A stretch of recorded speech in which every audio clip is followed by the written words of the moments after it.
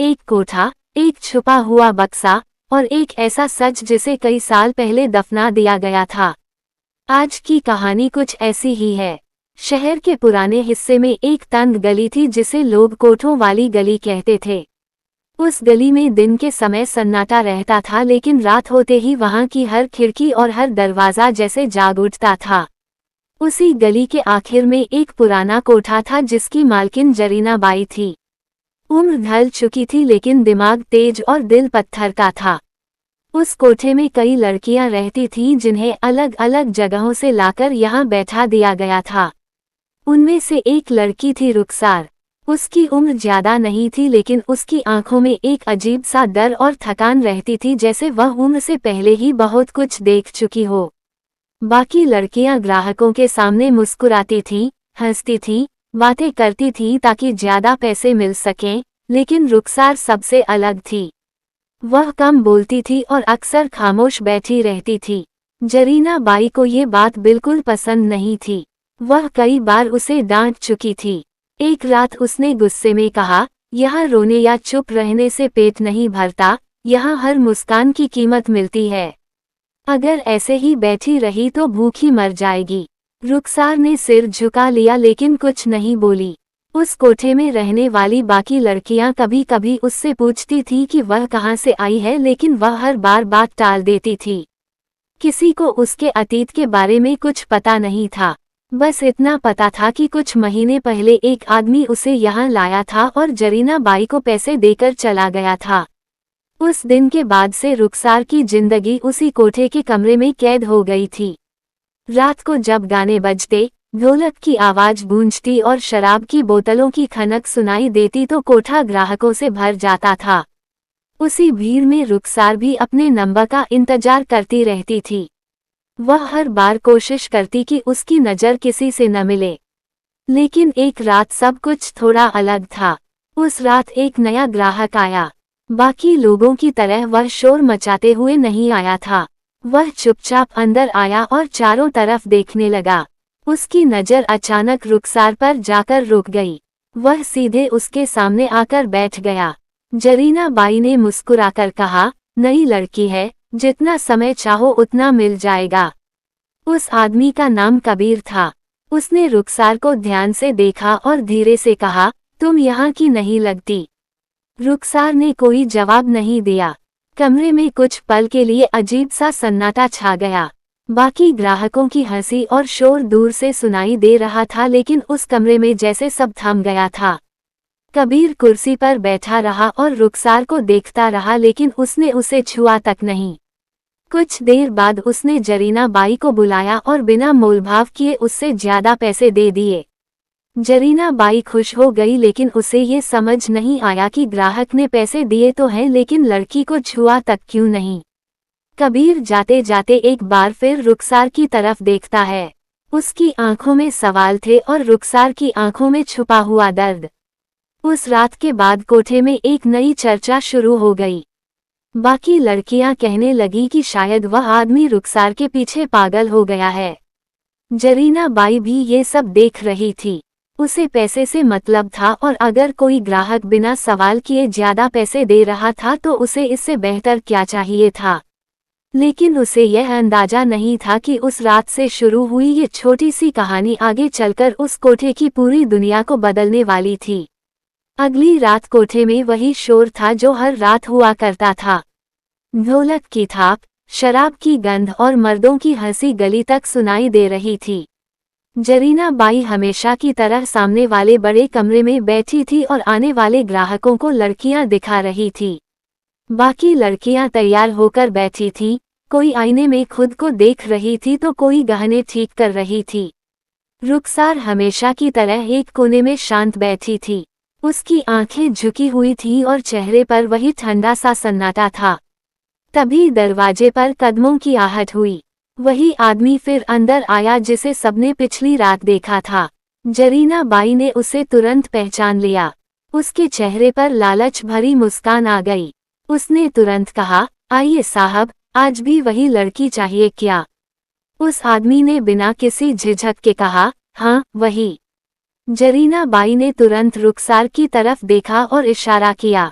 रुखसार धीरे धीरे उठी और चुपचाप कमरे की तरफ चल दी। कुछ ही देर बाद कबीर भी उसी कमरे में पहुंच गया। कमरे का दरवाजा बंद होते ही फिर वही सन्नाटा फैल गया। रुखसार खड़ी रही और कबीर कुर्सी पर बैठ गया। कुछ पल दोनों के बीच कोई बात नहीं हुई। फिर कबीर ने धीरे से कहा, तुम डरती बहुत हो। रुखसार ने पहली बार उसकी तरफ देखा लेकिन तुरंत नजरें हटा लीं। उसने धीमी आवाज में कहा, यहाँ हर लड़की डरती है। फर्क सिर्फ इतना है कि कुछ लोग डर छुपा लेते हैं और कुछ नहीं छुपा पाते। कबीर ने उसकी बात ध्यान से सुनी। उसके चेहरे पर हैरानी थी क्योंकि उसने सोचा नहीं था कि रुखसार इतनी साफ बात करेगी। उसने पूछा, तुम्हें यहाँ किसने लाया? रुखसार कुछ देर तक चुप रही। कमरे में बाहर बजते गाने की आवाज हल्की हल्की सुनाई दे रही थी। आखिरकार उसने धीरे से कहा, एक आदमी था जिसने मुझे नौकरी दिलाने का वादा किया था। उसने कहा था शहर में अच्छा काम मिलेगा, लेकिन शहर पहुंचने के बाद उसने मुझे यहाँ बेच दिया। कबीर की मुठ्ठियां कस गईं। उसकी आंखों में गुस्सा साफ दिखाई दे रहा था। उसने पूछा, तुम्हारे घर वालों को पता है? रुखसार हल्का सा मुस्कुराई लेकिन उस मुस्कान में दर्द था।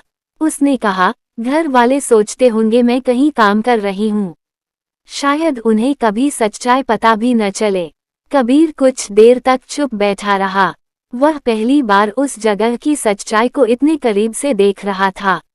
उसने कमरे में चारों तरफ नजर दौड़ाई। दीवारें पुरानी थीं, खिड़की पर मोटा पर्दा लगा था और हवा में घुटन सी थी। उसने धीरे से कहा, तुम यहाँ से निकलना चाहती हो? रुखसार ने तुरंत जवाब नहीं दिया। वह खिड़की की तरफ देखने लगी जैसे बाहर की दुनिया को याद कर रही हो। फिर उसने कहा, यहाँ से निकलना इतना आसान नहीं होता। यहाँ आने वाले बहुत हैं लेकिन जाने वाले बहुत कम। कबीर ने जेब से पैसे निकाले और मेज पर रख दिए। उसने कहा, आज भी मैं तुम्हें छूने नहीं आया हूँ।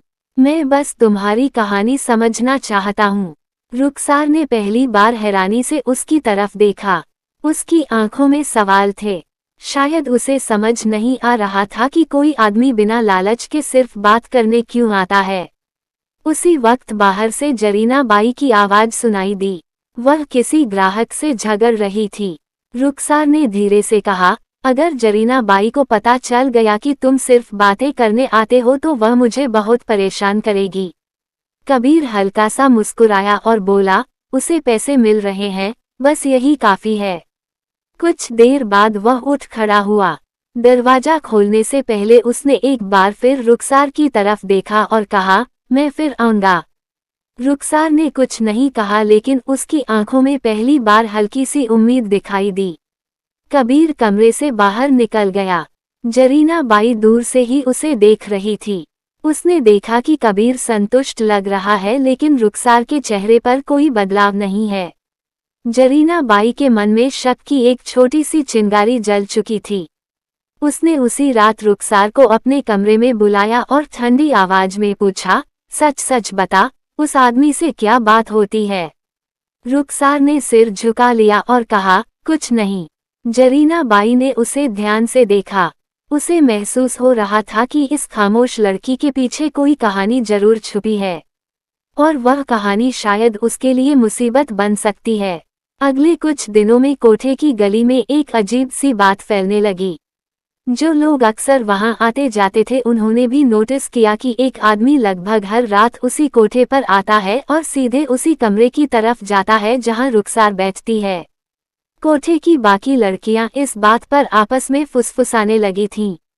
किसी ने कहा शायद वह आदमी रुखसार से सच में प्यार करने लगा है, तो किसी ने हंसते हुए कहा कि ये सब सिर्फ एक खेल है, यहाँ आने वाले मर्द कभी किसी के नहीं होते।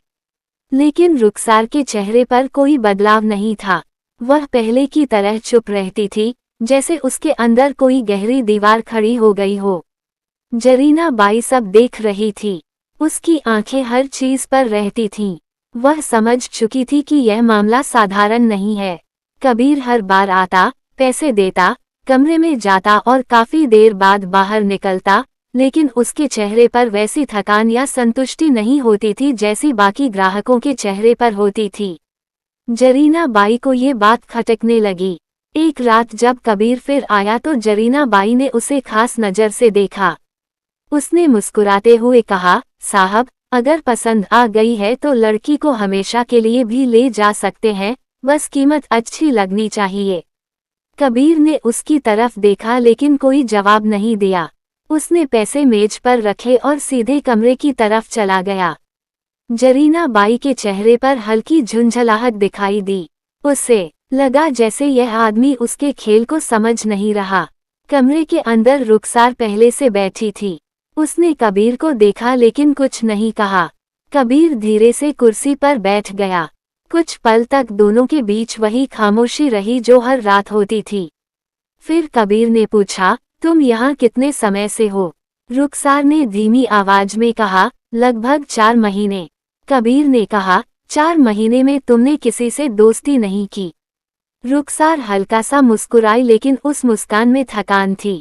उसने कहा, यहाँ दोस्ती नहीं होती, यहाँ सिर्फ सौदे होते हैं। कबीर ने उसकी बात सुनी और कुछ देर सोचता रहा। फिर उसने कहा, अगर मैं कहूँ कि मैं तुम्हारी मदद करना चाहता हूँ तो क्या तुम मुझ पर भरोसा करोगी? रुखसार ने तुरंत उसकी तरफ देखा। उसकी आंखों में डर और हैरानी दोनों थे। उसने धीरे से कहा, यहाँ भरोसा करना सबसे बड़ी गलती होती है। कबीर ने गहरी सांस ली। उसे महसूस हो रहा था कि रुखसार के अंदर कितना डर भरा हुआ है। उसने कहा, तुम्हें पता है, इस शहर में बहुत कुछ ऐसा होता है जो बाहर की दुनिया को दिखाई नहीं देता। ये कोठा भी उन्हीं चीजों में से एक है। लेकिन हर चीज हमेशा छुपी नहीं रहती। रुखसार ने उसकी तरफ देखा लेकिन कुछ बोली नहीं। कमरे के बाहर से गाने की आवाज आ रही थी और किसी के जोर से हंसने की आवाज भी सुनाई दे रही थी। उसी शोर के बीच कबीर धीरे से बोला, जिस आदमी ने तुम्हें यहाँ बेचा था, क्या तुम उसका नाम जानती हो? रुखसार कुछ पल के लिए चुप हो गई। उसकी आंखों में पुराने डर की झलक दिखाई दी। उसने सिर हिलाते हुए कहा, नाम जानती हूँ, लेकिन उससे क्या फर्क पड़ेगा? वह अब कहीं भी हो सकता है। कबीर ने कहा, फर्क पड़ता है, क्योंकि अगर मैं उसे ढूंढ लूं तो शायद ये साबित किया जा सकता है कि तुम्हें यहाँ जबरदस्ती लाया गया था। ये सुनकर रुखसार के चेहरे पर पहली बार हल्की सी हलचल हुई, लेकिन वह तुरंत संभल गई। उसने धीरे से कहा, यहाँ जिन लोगों का पैसा लगा होता है, उनके सामने सच की कोई कीमत नहीं होती।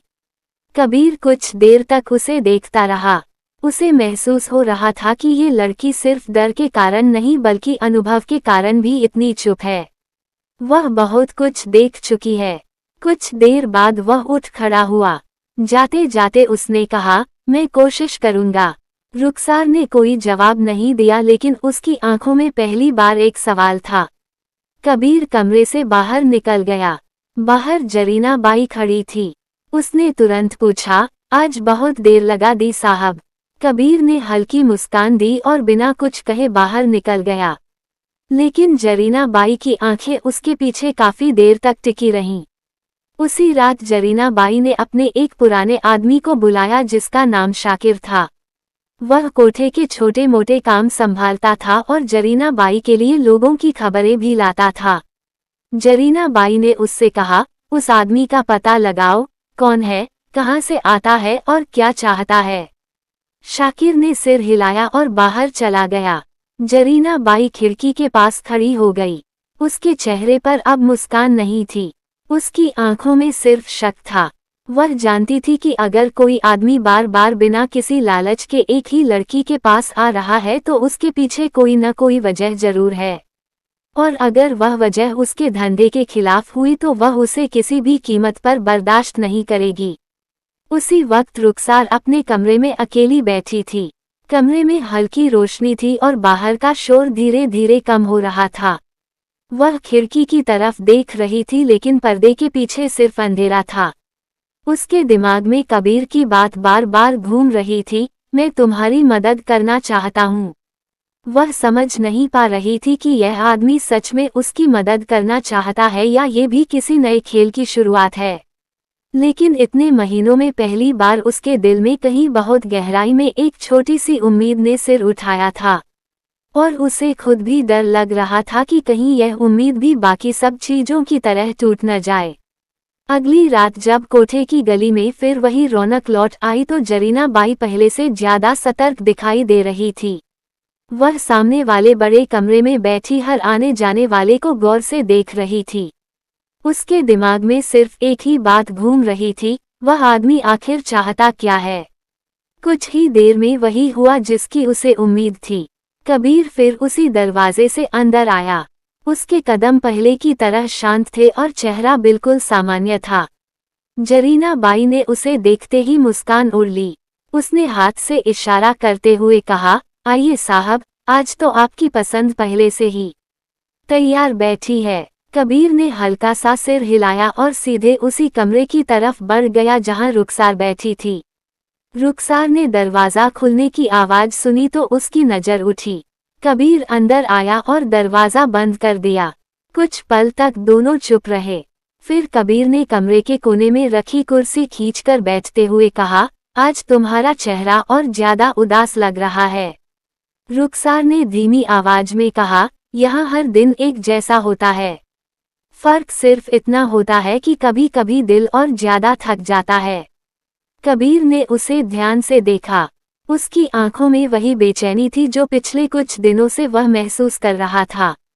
उसने धीरे से पूछा, क्या तुम्हें कभी लगता है कि यह सब खत्म हो सकता है? रुखसार कुछ पल तक चुप रही। उसने कमरे की दीवारों को देखा, फिर नीचे नजर झुका ली। उसने कहा, यहाँ आने वाली हर लड़की शुरुआत में यही सोचती है, लेकिन धीरे धीरे समझ जाती है कि ये जगह किसी को छोड़ती नहीं। कबीर ने कुर्सी पर थोड़ा आगे झुकते हुए कहा, लेकिन अगर कोई छोड़ना चाहे तो? रुखसार ने उसकी तरफ देखा। उसकी आंखों में हल्की झुंझलाहट थी। उसने कहा, आप समझ नहीं रहे, यहाँ सिर्फ जरीना बाई नहीं है। यहाँ बहुत लोग जुड़े हुए हैं। पुलिस, दलाल, पैसे वाले लोग, सबका हिस्सा है इसमें। कोई भी लड़की अगर भागने की कोशिश करे तो उसे वापस खींच लिया जाता है। कबीर ने उसकी बात ध्यान से सुनी। कुछ देर तक वह सोचता रहा, फिर उसने धीरे से कहा, अगर मैं कहूँ कि मैं उन सब के खिलाफ जा सकता हूँ तो? रुखसार के चेहरे पर एक पल के लिए डर साफ दिखाई दिया। उसने तुरंत कहा, ऐसा मत कहिए, यहाँ जो लोग इस धंधे को चलाते हैं वो बहुत ताकतवर हैं। कबीर ने हल्की मुस्कान के साथ कहा, ताकतवर लोग हमेशा गलत नहीं जीतते, कभी कभी सच भी जीत जाता है। रुखसार ने सिर हिलाया। उसने धीमी आवाज में कहा, ये बातें किताबों में अच्छी लगती हैं, यहाँ सच बोलने वाले लोग जिंदा नहीं रहते। कमरे में कुछ देर तक खामोशी रही। बाहर से किसी के गाने की आवाज आ रही थी। उसी खामोशी में कबीर अचानक बोला, अगर तुम्हें मौका मिले तो क्या तुम यहाँ से जाओगी? ये सवाल सुनकर रुखसार जैसे कुछ पल के लिए पत्थर हो गई। उसने धीरे धीरे सिर उठाया और कबीर की आंखों में देखा। उसकी आवाज बहुत धीमी थी लेकिन उसमें दर्द साफ था, ये सवाल मुझसे मत पूछिए, क्योंकि इसका जवाब मैं हर दिन खुद से पूछती हूँ। कबीर ने पहली बार आगे बढ़कर उसका हाथ पकड़ लिया। रुखसार चौंक गई लेकिन उसने हाथ नहीं खींचा। कबीर ने कहा, मैं तुम्हें यहाँ से निकाल सकता हूँ। ये सुनते ही रुखसार की सांस जैसे रुक गई। उसके चेहरे पर डर और उम्मीद दोनों एक साथ आ गए। उसने धीरे से कहा, आप नहीं जानते आप क्या कह रहे हैं। अगर जरीना बाई को जरा सा भी शक हो गया तो वह मुझे जिंदा नहीं छोड़ेगी। कबीर ने शांत आवाज में कहा, मुझे सब पता है। उसी समय कमरे के बाहर हल्की सी आहट हुई। रुखसार ने तुरंत अपना हाथ खींच लिया। उसे लगा कोई दरवाजे के पास खड़ा है। दरअसल दरवाजे के ठीक पीछे जरीना बाई खड़ी थी। वह चुपचाप उनकी बातें सुन रही थी। उसके चेहरे पर अब मुस्कान नहीं थी। उसकी आंखों में गुस्सा और शक दोनों थे। अंदर कबीर को इस बात का अंदाजा नहीं था। वह धीरे से बोला, 2 दिन बाद मैं फिर आऊंगा, तब तक सब तैयार होगा। रुखसार ने घबराकर पूछा, क्या तैयार होगा? कबीर ने जवाब दिया, तुम्हारी आज़ादी। ये सुनकर रुखसार की आंखें भर आईं लेकिन वह कुछ बोल नहीं पाई। कबीर उठ खड़ा हुआ और दरवाजे की तरफ बढ़ गया। जैसे ही उसने दरवाजा खोला, जरीना बाई सामने खड़ी दिखाई दी। उसके चेहरे पर अजीब सी मुस्कान थी। उसने कहा, अरे साहब, इतना समय लगा दिया, लगता है लड़की सच में पसंद आ गई है। कबीर ने बिना घबराए जवाब दिया, हाँ, पसंद है। जरीना बाई ने ध्यान से उसकी आंखों में देखा लेकिन कुछ नहीं बोली। कबीर वहां से निकल गया। जैसे ही वह गली में गायब हुआ, जरीना बाई का चेहरा बदल गया। वह तुरंत कमरे के अंदर आई। रुखसार खड़ी थी और उसके चेहरे पर डर साफ दिखाई दे रहा था। जरीना बाई धीरे धीरे उसके पास आई और बहुत ठंडी आवाज में बोली, क्या बात हो रही थी तुम दोनों के बीच? रुखसार ने सिर झुका लिया और बोली, कुछ नहीं। जरीना बाई ने उसका ठोड़ी पकड़कर चेहरा ऊपर उठाया और आंखों में देखते हुए कहा, मुझे झूठ बिल्कुल पसंद नहीं। रुखसार की सांस तेज हो गई लेकिन वह फिर भी चुप रही। कुछ पल तक जरीना बाई उसे घूरती रही। फिर अचानक उसने उसका हाथ छोड़ दिया और हंसते हुए बोली, ठीक है, अभी के लिए मान लेती हूँ कि कुछ नहीं था। लेकिन उसके चेहरे पर जो मुस्कान थी वह बहुत खतरनाक थी। उसी रात जरीना बाई ने अपने 2 बुर्गों को बुलाया। उसने धीमी आवाज में कहा, उस आदमी पर नजर रखो, मुझे जानना है वह कौन है और क्या खेल खेल रहा है। अगर उसने ज्यादा चालाकी दिखाने की कोशिश की तो याद रखना, यह गली कई लोगों को निगल चुकी है। दोनों बुर्गों ने सिर हिलाया और बाहर चले गए। उधर अपने कमरे में रुखसार देर तक जागती रही। उसके दिल में तूफान चल रहा था। कबीर की बात, तुम्हारी आज़ादी, उसके दिमाग में बार बार गूंज रही थी। उसे समझ नहीं आ रहा था कि यह सपना है या कोई नया खतरा। लेकिन इतने महीनों में पहली बार उसे लगा कि शायद कहीं कोई रास्ता सच में मौजूद है, और शायद वह रास्ता बहुत खतरनाक भी हो सकता है। उस रात के बाद कोठे का माहौल धीरे धीरे बदलने लगा था, लेकिन यह बदलाव सिर्फ जरीना बाई की नज़रों में था। बाहर से सब कुछ पहले जैसा ही दिख रहा था। ढोलक बजती थी, गाने चलते थे, मर्द आते थे, पैसे फेंके जाते थे और लड़कियां उसी तरह मुस्कुराकर उनका स्वागत करती थीं। लेकिन जरीना बाई के चेहरे पर अब वह पुरानी बेफिक्री नहीं थी। उसकी आंखें हर वक्त किसी को ढूंढती रहती थीं, जैसे वह हर पल किसी सच्चाई को पकड़ लेना चाहती हो। उसने अपने 2 पुराने आदमियों, शाकिर और बबलू, को कबीर के पीछे लगा दिया था। दोनों को साफ हुक्म था कि उस आदमी के बारे में हर छोटी बड़ी जानकारी लानी है। अगले 2 दिन तक कबीर कोठे पर नहीं आया। ये बात जरीना बाई को और बेचैन करने लगी। उसे लगा कि शायद उसने कुछ समझ लिया है या फिर वह कोई बड़ा खेल खेलने की तैयारी कर रहा है। उधर रुखसार के लिए भी वे 2 दिन अजीब थे। वह हर रात दरवाजे की तरफ देखती रहती, जैसे उसे उम्मीद हो कि कबीर फिर आएगा और वही बात दोहराएगा, तुम्हारी आज़ादी। लेकिन वह नहीं आया। तीसरी रात कोठे पर पहले से ज्यादा भीड़ थी। शहर में किसी बड़े त्योहार की वजह से कई नए ग्राहक भी आए थे।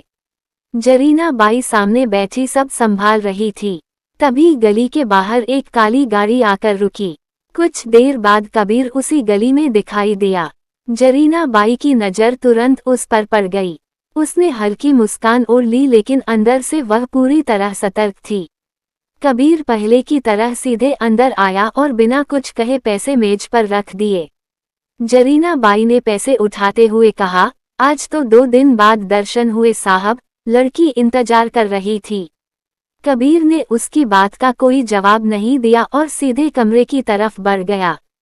कमरे के अंदर रुखसार पहले से बैठी थी। जैसे ही दरवाजा खुला और कबीर अंदर आया, उसकी आंखों में एक पल के लिए राहत की चमक दिखाई दी। लेकिन उसने तुरंत खुद को संभाल लिया। कबीर कुर्सी पर बैठ गया। कुछ देर तक दोनों चुप रहे। फिर कबीर ने धीमी आवाज में कहा, मुझे आने में देर हो गई। रुखसार ने पूछा, आप 2 दिन क्यों नहीं आए? कबीर ने कमरे के चारों तरफ नजर दौड़ाई जैसे ये सुनिश्चित कर रहा हो कि कोई सुन नहीं रहा। फिर उसने कहा, क्योंकि मैं उन लोगों के बारे में पता कर रहा था जो इस जगह को चलाते हैं। रुखसार का दिल जोर से धड़कने लगा। उसने घबराकर कहा, आपको ऐसा नहीं करना चाहिए, ये बहुत खतरनाक है। कबीर ने उसकी तरफ देखते हुए कहा, खतरा तो पहले से ही है। फर्क सिर्फ इतना है कि अब मैं उसे समझने की कोशिश कर रहा हूँ। उसने जेब से एक छोटा कागज निकाला और मेज पर रखा।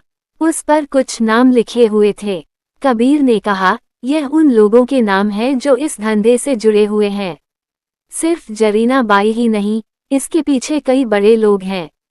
रुखसार ने कागज की तरफ देखा लेकिन उसका चेहरा और ज्यादा डर से भर गया।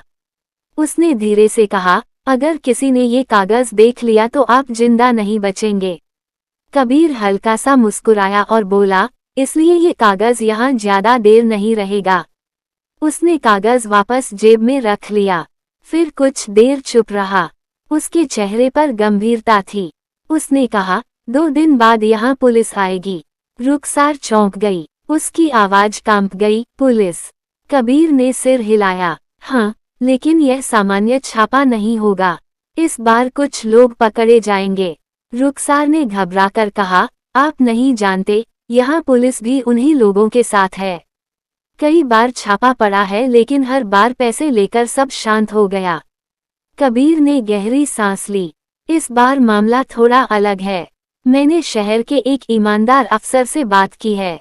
वह इस पूरे नेटवर्क को पकड़ना चाहता है। रुखसार ने उसकी आंखों में देखा। उसे पहली बार लगा कि कबीर सच में ये सब करने की कोशिश कर रहा है। लेकिन उसके दिल में डर और बढ़ गया। उसने धीरे से कहा, अगर यह बात जरीना बाई को पता चल गई तो वह मुझे मार देगी। कबीर ने तुरंत कहा, इसलिए 2 दिन तक तुम्हें बिल्कुल सामान्य रहना होगा, जैसे कुछ हुआ ही नहीं। कमरे में कुछ पल तक खामोशी रही। बाहर से ढोलक की आवाज तेज हो गई थी। उसी आवाज के बीच रुखसार ने धीरे से पूछा, अगर सब ठीक हो गया तो? कबीर ने उसकी तरफ देखा और बोला, तो तुम यहाँ से हमेशा के लिए बाहर निकल जाओगी। ये सुनकर रुखसार की आंखें भर आईं लेकिन उसने जल्दी से नजरें फेर लीं। उसे डर था कि कहीं ये सपना भी टूट न जाए। उधर कमरे के बाहर जरीना बाई बैठी थी लेकिन उसका ध्यान अब किसी ग्राहक पर नहीं था। उसका एक आदमी अभी अभी उसके पास आया था और उसने धीरे से उसके कान में कुछ कहा। जरीना बाई की आंखें सिकुड़ गईं। शाकिर ने बताया था कि कबीर कोई साधारण आदमी नहीं है। वह शहर का बड़ा कारोबारी है और कई प्रभावशाली लोगों से उसके संबंध हैं। ये बात सुनकर जरीना बाई के दिमाग में खतरे की घंटी बज उठी थी। उसे अब समझ आ रहा था कि यह आदमी सिर्फ एक ग्राहक बनकर नहीं आ रहा, वह कोई बड़ा खेल खेल रहा है। उसी वक्त कबीर कमरे से बाहर निकला।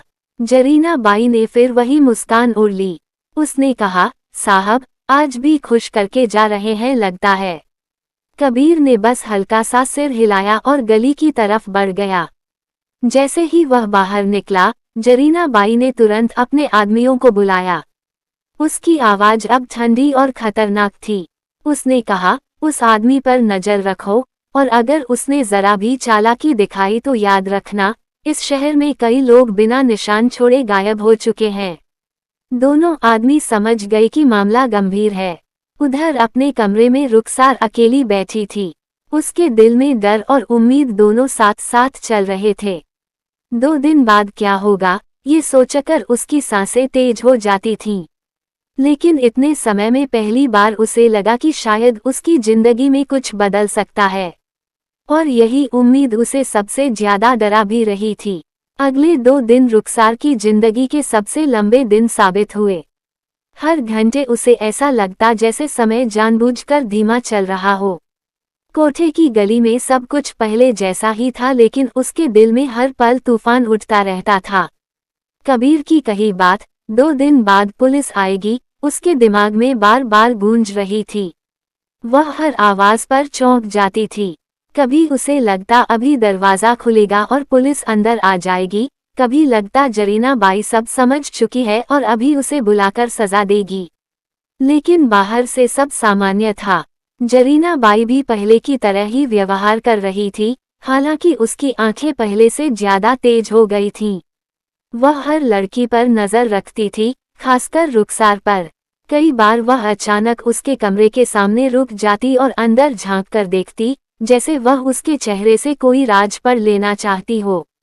रुखसार भी समझ गई थी कि जरीना बाई को कुछ शक है, इसलिए उसने खुद को बिल्कुल शांत दिखाने की कोशिश शुरू कर दी। वह पहले की तरह ग्राहकों के सामने बैठती, वही खामोशी, वही खाली चेहरा। लेकिन अंदर से उसका दिल इतनी तेज धड़कता था कि उसे खुद लगता था बाहर भी आवाज सुनाई दे रही होगी। दूसरे दिन की रात आई। कोठे में पहले से ज्यादा भीड़ थी। जरीना बाई ने आज खास इंतजाम करवाए थे। उसने गाने वालों को बुलाया था, शराब की कई नई बोतलें खुलवाई थी और गली के बाहर खड़े लड़कों से कहा था कि हर आने जाने वाले पर नजर रखें। शाकिर भी बार बार अंदर बाहर हो रहा था। उसकी आंखें हर उस आदमी को देख रही थी जो कोठे में प्रवेश कर रहा था। जरीना बाई ने उसे कई बार अलग बुलाकर पूछा, उस आदमी की कोई खबर? शाकिर ने सिर हिलाते हुए कहा, आज अभी तक नहीं आया। जरीना बाई ने होंठ भींच लिए। उसे ये बिल्कुल पसंद नहीं था कि कोई आदमी उसके खेल को समझने की कोशिश करे। उसके लिए ये कोठा सिर्फ धंधा नहीं था, यह उसकी सत्ता थी। यहाँ आने वाली हर लड़की, हर ग्राहक और हर नौकर उसके इशारे पर चलता था। रात करीब 11 बजे अचानक गली के बाहर एक पुलिस जीप आकर रुकी। गली में खड़े कुछ लोगों ने ये देखकर फुसफुसाना शुरू कर दिया। लेकिन यह पहली बार नहीं था। यहाँ कई बार पुलिस आती थी और थोड़ी देर बाद वापस चली जाती थी, इसलिए किसी ने ज्यादा ध्यान नहीं दिया। कुछ ही मिनटों में 3 पुलिस वाले कोठे के अंदर आए। उनके साथ एक मोटा सा आदमी भी था जो अक्सर यहाँ आता था और जरीना बाई से पैसे ले जाता था। जरीना बाई ने उन्हें देखते ही मुस्कुराकर स्वागत किया, आइए साहब, आज कैसे आना हुआ? उनमें से एक पुलिस वाला हंसते हुए बोला, बस जरीना, सोचा हालचाल पूछते चलें। ये सुनकर आसपास खड़ी लड़कियां समझ गईं कि मामला वही पुराना है। जरीना बाई उन्हें अंदर वाले कमरे में ले गई। कुछ देर बाद हंसी मजाक की आवाजें आने लगी और थोड़ी देर में वही पुलिस वाले बाहर निकलकर चले गए। सब कुछ वैसे ही खत्म हो गया जैसे हमेशा होता था। रुखसार यह सब दूर से देख रही थी। उसके दिल में डर और बढ़ गया। उसे समझ आ गया कि कबीर ने जो कहा था वह सच भी हो सकता है और शायद बेकार भी।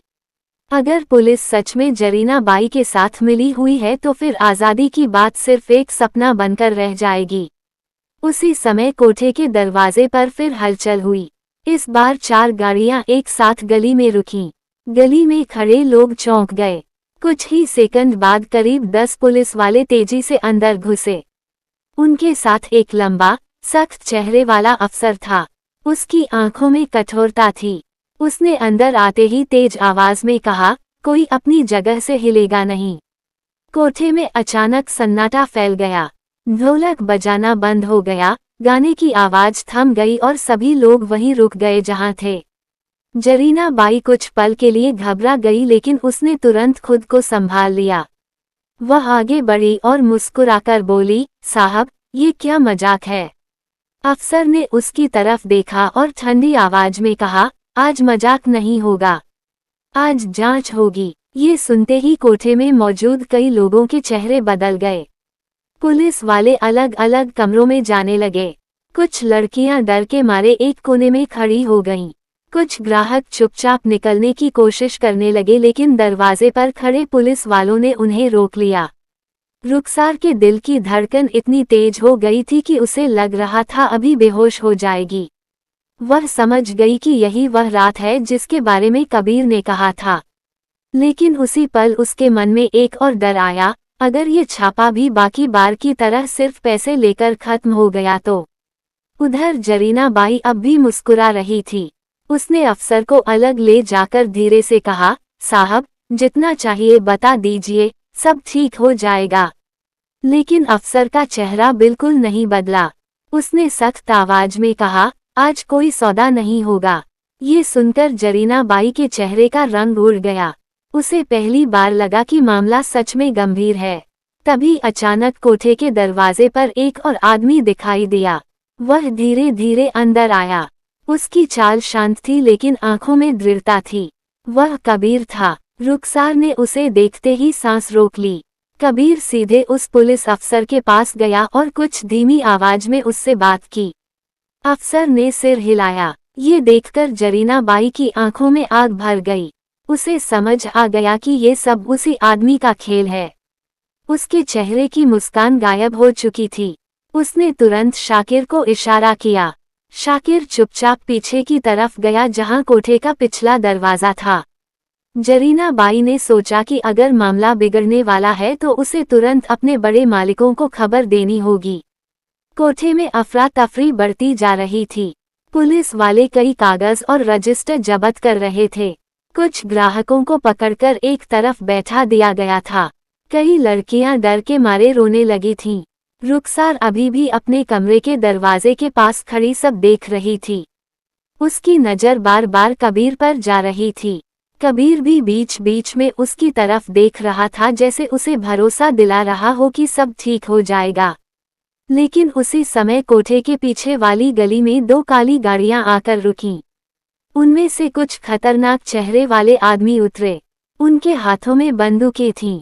उन्होंने तेजी से कोठे के पीछे वाले दरवाजे की तरफ बढ़ना शुरू कर दिया। अंदर किसी को अभी इस बात का अंदाजा नहीं था कि बाहर क्या होने वाला है। और कुछ ही मिनटों में वह रात, जो आज़ादी की उम्मीद लेकर आई थी, एक खतरनाक टकराव में बदलने वाली थी। कोठे के अंदर का माहौल अचानक भारी हो गया था। पुलिस की मौजूदगी ने पूरे माहौल को बदल दिया था। जहां कुछ देर पहले तक ढोलक की थाप और मर्दों की हंसी गूंज रही थी, वहां अब धीमी फुसफुसाहट और डर की आहट थी।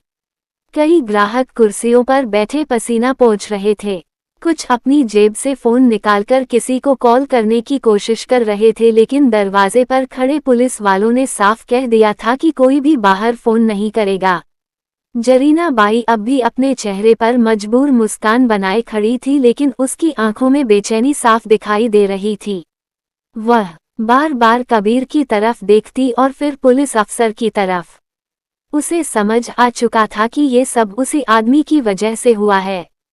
कबीर कोठे के बीच में खड़ा था। उसकी नजरें हर तरफ घूम रही थीं। उसने पुलिस अफसर से धीरे से कहा, जल्दी करना होगा वरना खबर बाहर पहुंच जाएगी।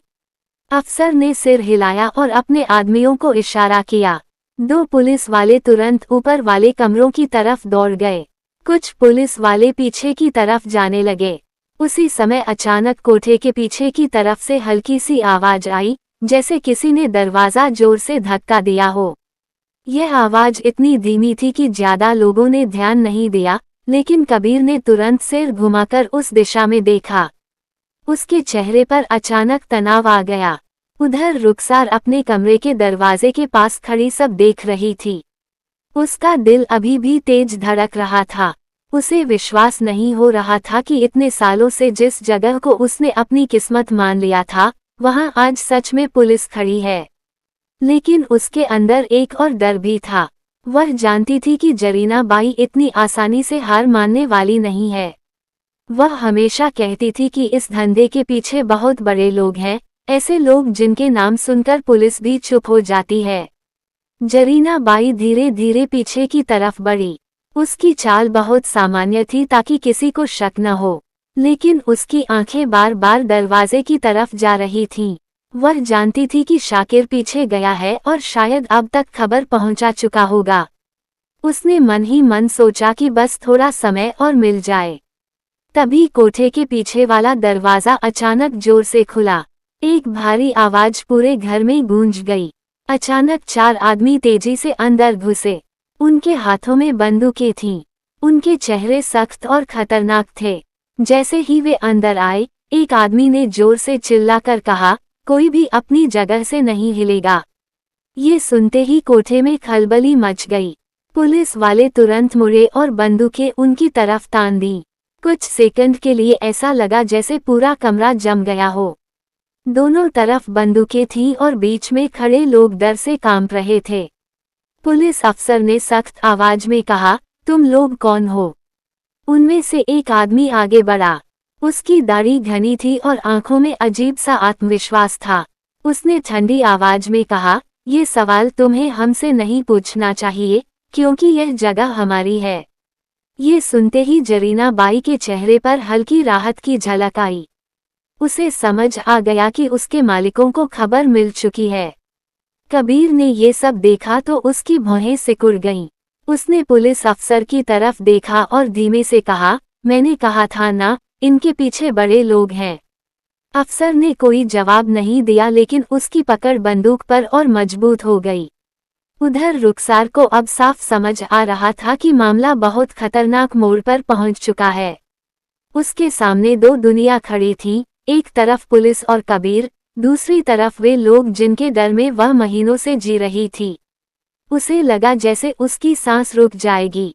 अचानक उन गुंडों में से एक ने कमरे के बीच में खड़े एक पुलिस वाले को धक्का दे दिया। ये देखते ही माहौल फट पड़ा। पुलिस वाले तुरंत हरकत में आ गए, बंदूकें ऊपर उठ गईं। पुलिस अफसर चिल्लाया, हथियार नीचे रखो। लेकिन सामने खड़े आदमी हंसे। उनमें से एक बोला, तुम लोग शायद भूल गए हो कि यह शहर किसका है। जरीना बाई अब पूरी तरह शांत हो चुकी थी। वह धीरे धीरे आगे बढ़ी और बोली, साहब, मैंने कहा था ना, यहाँ सब कुछ इतना आसान नहीं है। उसकी आवाज में फिर वही पुराना घमंड लौट आया था। कबीर ने उसे घूर कर देखा। उसकी आंखों में गुस्सा साफ दिखाई दे रहा था। उसने कहा, तुम सोचती हो कि ये हमेशा चलता रहेगा। जरीना बाई ने हंसते हुए जवाब दिया, जब तक पैसे बोलते हैं तब तक सब चलता है।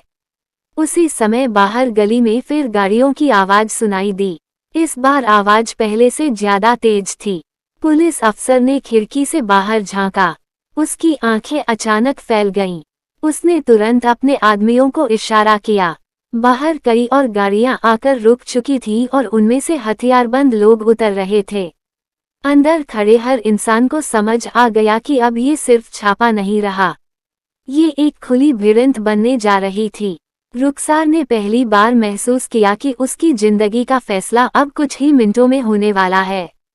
अगर पुलिस जीत गई तो शायद उसे आज़ादी मिल सकती है, लेकिन अगर सामने वाले लोग जीत गए तो शायद वह हमेशा के लिए इस अंधेरी दुनिया में कैद रह जाएगी।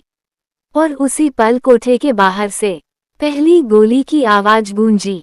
गोली की आवाज इतनी तेज थी कि पूरे कोठे की दीवारें जैसे कांप उठीं। एक पल के लिए सब कुछ जम गया। फिर अचानक अफरा तफरी मच गई। कुछ लड़कियां डर के मारे चीखने लगी, कुछ जमीन पर बैठ गईं, कई ग्राहक कुर्सियों से उठकर दीवारों के पीछे छिपने लगे। पुलिस वाले तुरंत चौकन्ने हो गए। उन्होंने अपनी बंदूकें दरवाजे की तरफ तान दी। बाहर से कदमों की तेज आवाजें आ रही थीं। ऐसा लग रहा था जैसे कई लोग एक साथ कोठे की तरफ दौड़ रहे हों। कबीर तुरंत आगे बढ़ा और पुलिस अफसर के पास खड़ा हो गया। उसने धीमी लेकिन तेज आवाज में कहा, यही लोग हैं, मैंने कहा था कि ये लोग इतनी आसानी से हार नहीं मानेंगे। अफसर ने कोई जवाब नहीं दिया, लेकिन उसकी आंखों में तनाव साफ था। उसने अपने दो आदमियों को पीछे वाले दरवाजे की तरफ भेज दिया। उधर जरीना बाई अब बिल्कुल शांत दिखाई दे रही थी, जैसे उसे पहले से पता था कि ऐसा ही होगा। उसके चेहरे पर फिर वही ठंडी मुस्कान लौट आई थी। उसने धीरे से कहा, साहब, आपने बहुत बड़ी गलती कर दी। पुलिस अफसर ने उसे घूरकर देखा लेकिन कुछ नहीं बोला। तभी पीछे वाले दरवाजे से दो और आदमी अंदर घुस आए। उनके हाथों में भी बंदूकें थीं। अब कोठे के अंदर का दृश्य पूरी तरह बदल चुका था। एक तरफ पुलिस वाले थे और दूसरी तरफ हथियारबंद गुंडे। बीच में डरे हुए लोग, लड़कियां और ग्राहक खड़े थे। अचानक सामने खड़े एक गुंडे ने हवा में गोली चला दी। आवाज इतनी तेज थी कि कई लड़कियां डर के मारे जमीन पर गिर पड़ीं। वह आदमी जोर से बोला, सब लोग नीचे बैठ जाओ। कमरे में मौजूद ज्यादातर लोग तुरंत जमीन पर बैठ गए। रुखसार भी दीवार के सहारे नीचे बैठ गई। उसका दिल इतनी तेजी से धड़क रहा था कि उसे लग रहा था अभी बेहोश हो जाएगी। उसकी नज़र बार बार कबीर पर जा रही थी। कबीर अब भी खड़ा था और उसकी आंखें हर हरकत पर लगी थीं। उसी समय सामने खड़ा दाढ़ी वाला आदमी धीरे धीरे आगे बढ़ा।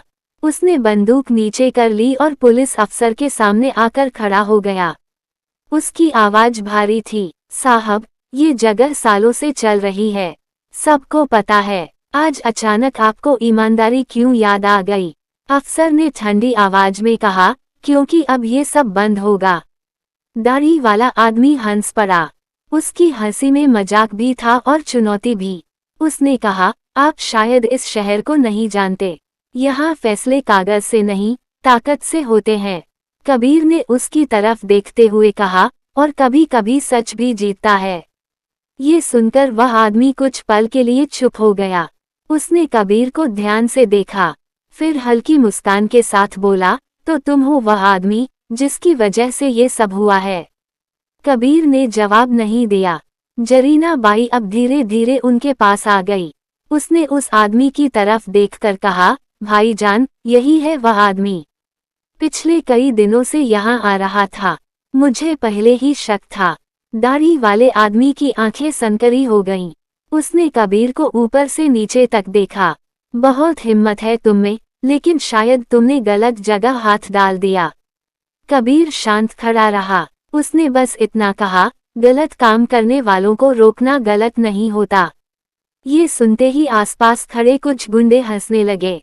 उनमें से एक बोला, लगता है हीरो बनने आया है। लेकिन तभी बाहर से फिर गोली चली। इस बार आवाज और करीब थी। पुलिस अफसर ने तुरंत चिल्लाकर कहा, सब लोग नीचे रहो। पुलिस वाले दरवाजे की तरफ भागे। बाहर गली में अब खुली गोलीबारी शुरू हो चुकी थी। पुलिस की गाड़ियां और गुंडों की गाड़ियां आमने सामने खड़ी थीं। गली में रहने वाले लोग अपने घरों के दरवाजे बंद कर चुके थे। अंदर कोठे में माहौल और तनावपूर्ण हो गया। हर कोई समझ चुका था कि यह मामला अब सिर्फ बातचीत से खत्म नहीं होगा। रुखसार का दिमाग घूम रहा था। उसने कभी अपनी जिंदगी में ऐसा दृश्य नहीं देखा था। उसे लगा जैसे वह किसी डरावने सपने में फंस गई है। लेकिन उसी डर के बीच उसके दिल में एक छोटी सी उम्मीद भी थी, शायद आज सब बदल सकता है। उधर कबीर धीरे धीरे पीछे हटकर रुखसार के करीब आ गया। उसने बहुत धीमी आवाज में कहा, डरो मत, जो भी होगा, आज के बाद सब बदल जाएगा। रुखसार ने उसकी तरफ देखा। उसकी आंखों में डर भी था और भरोसा भी। लेकिन तभी अचानक कोठे के दरवाजे से एक और आदमी अंदर आया। उसकी चाल धीमी थी, लेकिन उसकी मौजूदगी से ही माहौल बदल गया। वह बाकी गुंडों से अलग दिख रहा था। उसके चेहरे पर कठोरता थी और आंखों में ठंडा आत्मविश्वास।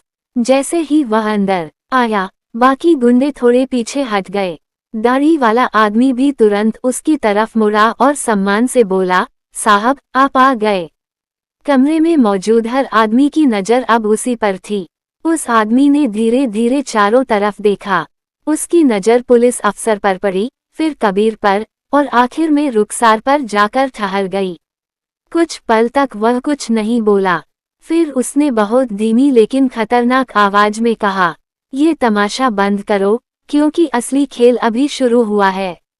कोठे के अंदर कुछ पल के लिए ऐसा सन्नाटा छा गया मानो किसी ने अचानक समय को रोक दिया हो। बाहर गली में गोलियों की आवाजें अब भी आ जा रही थीं, लेकिन कमरे के भीतर खड़े हर व्यक्ति की नज़र उसी आदमी पर टिक गई थी जो अभी अभी अंदर आया था। उसकी चाल धीमी थी, मगर उसमें ऐसा आत्मविश्वास था कि सामने खड़े हथियारबंद लोग भी खुद ब खुद रास्ता छोड़ते जा रहे थे।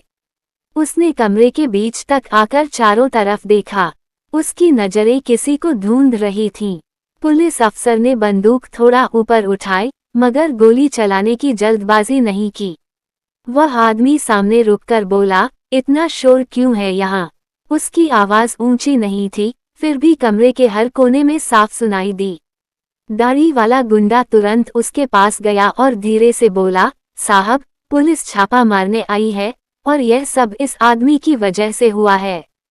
उसने इशारा कबीर की तरफ किया। उस आदमी ने कबीर की ओर देखा। कुछ पल तक वह उसे घूरता रहा जैसे उसकी पहचान पड़ रहा हो। फिर हल्का सा मुस्कुराया, तो तुम हो कबीर? कबीर चौंका नहीं, बस बोला, हाँ, और तुम वही हो जो इस पूरे गंदे धंधे को चला रहा है। कमरे में खड़े कुछ गुंडे भड़क उठे। उनमें से एक आगे बढ़ा, मगर उस आदमी ने हाथ से इशारा करके उसे रोक दिया। फिर वह शांत स्वर में बोला, नाम है रईस मिर्जा। इस शहर में जो चलता है, वह मेरी इजाजत से चलता है। पुलिस अफसर ने कठोर आवाज में कहा, आज के बाद कुछ नहीं चलेगा। रईस मिर्जा ने उसकी ओर देखा और हल्का हंस पड़ा। साहब, आप शायद इस शहर की असली तस्वीर नहीं जानते। यहाँ कानून किताबों में रहता है, और सड़कों पर हमारे जैसे लोग। रुखसार दीवार से सटी बैठी थी। उसने पहली बार उस आदमी का नाम सुना था, लेकिन जरीना बाई के चेहरे से साफ था कि यह वही आदमी है जिसके नाम से सब डरते हैं। जरीना बाई धीरे धीरे आगे आई और बोली, मिर्जा साहब, मैंने पहले ही कहा था कि यह आदमी मुसीबत है। कई दिनों से यहाँ आ रहा था। मिर्जा ने सिर हिलाया, फिर धीरे से रुखसार की तरफ देखा। उसकी नज़र कुछ पल उस पर ठहरी रही। रुखसार को लगा जैसे उसकी सांस अटक गई हो। उसे समझ नहीं आ रहा था कि यह आदमी उसे क्यों देख रहा है। तभी बाहर से फिर गोलियों की तेज आवाज आई। पुलिस अफसर ने तुरंत अपने आदमियों को इशारा किया। कुछ पुलिस वाले दरवाजे के पास पोजीशन लेने लगे। मिर्जा ने पीछे खड़े अपने आदमियों से कहा, हथियार नीचे रखो, अभी गोली चलाने का वक्त नहीं। उसके आदमी थोड़े पीछे हट गए। कमरे का तनाव थोड़ा ढीला हुआ, मगर खतरा खत्म नहीं हुआ था। कबीर आगे बढ़ा, तुम्हारा खेल आज खत्म होगा मिर्जा। मिर्जा ने भौं उठाए। खेल, उसने धीमे से कहा, तुम्हें लगता है कि यह सिर्फ एक कोठा है। ये धंधा सालों से चल रहा है। कितने लोग खाते हैं इससे, तुम सोच भी नहीं सकते। कबीर ने जवाब दिया, इसीलिए इसे खत्म करना जरूरी है। मिर्जा कुछ पल तक उसे देखता रहा, फिर बोला, तुम बहुत बहादुर हो या बहुत मूर्ख। कमरे में खड़े कई लोग ये सुनकर हल्के से हंसे, मगर माहौल अभी भी तना हुआ था। पुलिस अफसर ने कहा, तुम्हें गिरफ्तार किया जाता है। ये सुनते ही कुछ गुंडे फिर से भड़क गए, मगर मिर्जा ने उन्हें रोका। उसने शांत स्वर में कहा, गिरफ्तार साहब, अगर मैं चाहूं तो अभी 5 मिनट में यहाँ से निकल सकता हूँ। उसी समय पीछे से जरीना बाई बोली, मिर्जा साहब, इन लोगों को सबक सिखाए। मगर मिर्जा ने उसे हाथ उठाकर चुप करा दिया। फिर उसने कमरे में मौजूद सबको देखा, जैसे किसी गहरी सोच में हो। उसकी नज़र फिर रुखसार पर जाकर ठहर गई। वह कुछ कदम उसकी ओर बढ़ा। रुखसार डर के मारे दीवार से और चिपक गई।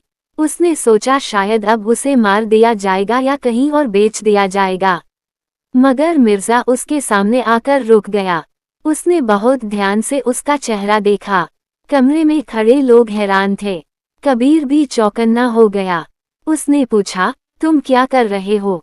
मिर्जा ने जवाब नहीं दिया। वह बस रुखसार को देखता रहा। फिर धीरे से बोला, अजीब है।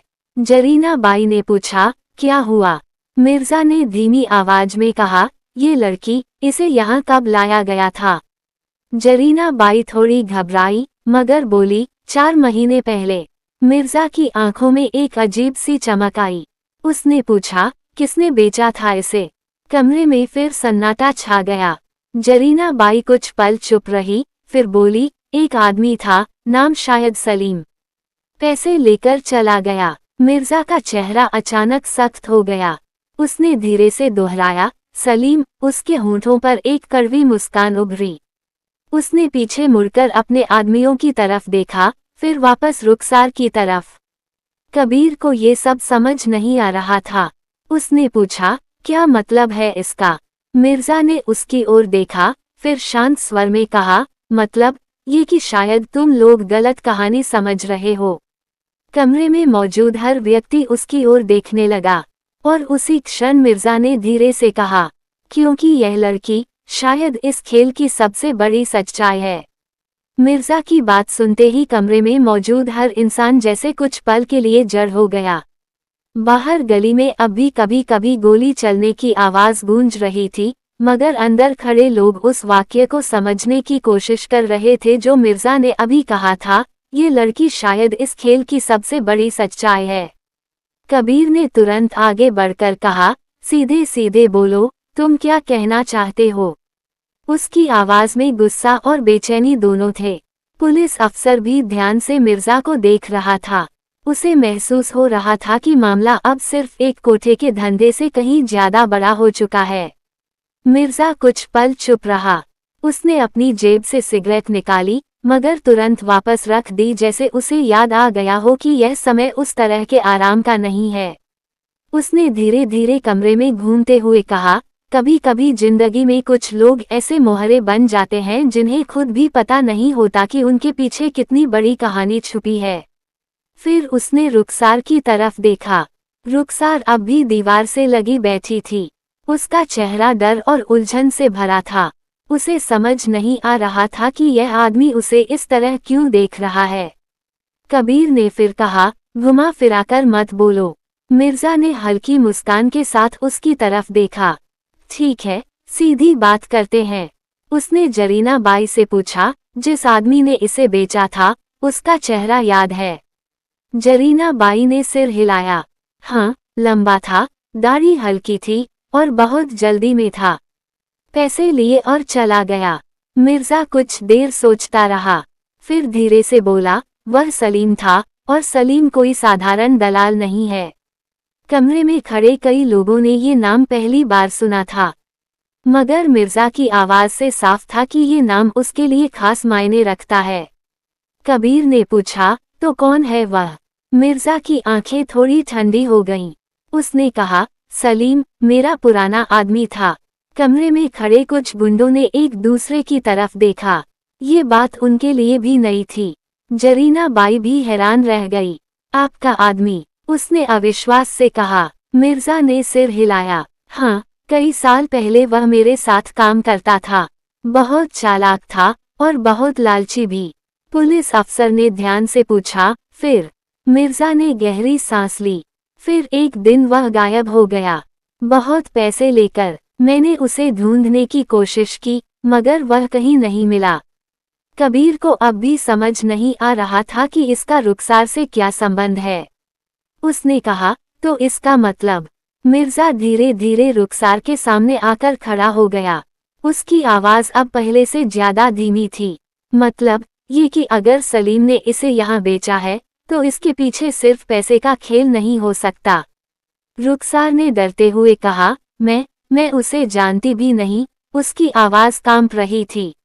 मिर्जा ने उसे गौर से देखा, फिर बोला, तुम्हारा असली नाम क्या है? रुखसार कुछ पल चुप रही। उसकी आंखों में पुराने डर की परछाई लौट आई। उसने धीमे से कहा, रुखसार। मिर्जा ने सिर हिलाया। नहीं, ये नाम तुम्हें यहाँ दिया गया है। असली नाम क्या है? कमरे में फिर सन्नाटा छा गया। कबीर भी अब ध्यान से रुखसार की तरफ देख रहा था। कुछ पल बाद रुखसार ने बहुत धीमी आवाज में कहा, रीमा। मिर्जा की आंखों में अचानक अजीब सी चमक आई। उसने धीरे से दोहराया, रीमा।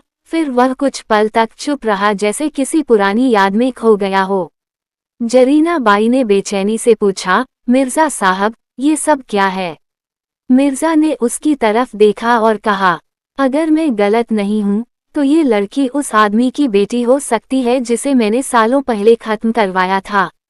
ये सुनते ही कमरे में खड़े कई लोग सन रह गए। कबीर ने चौंक कर कहा, क्या?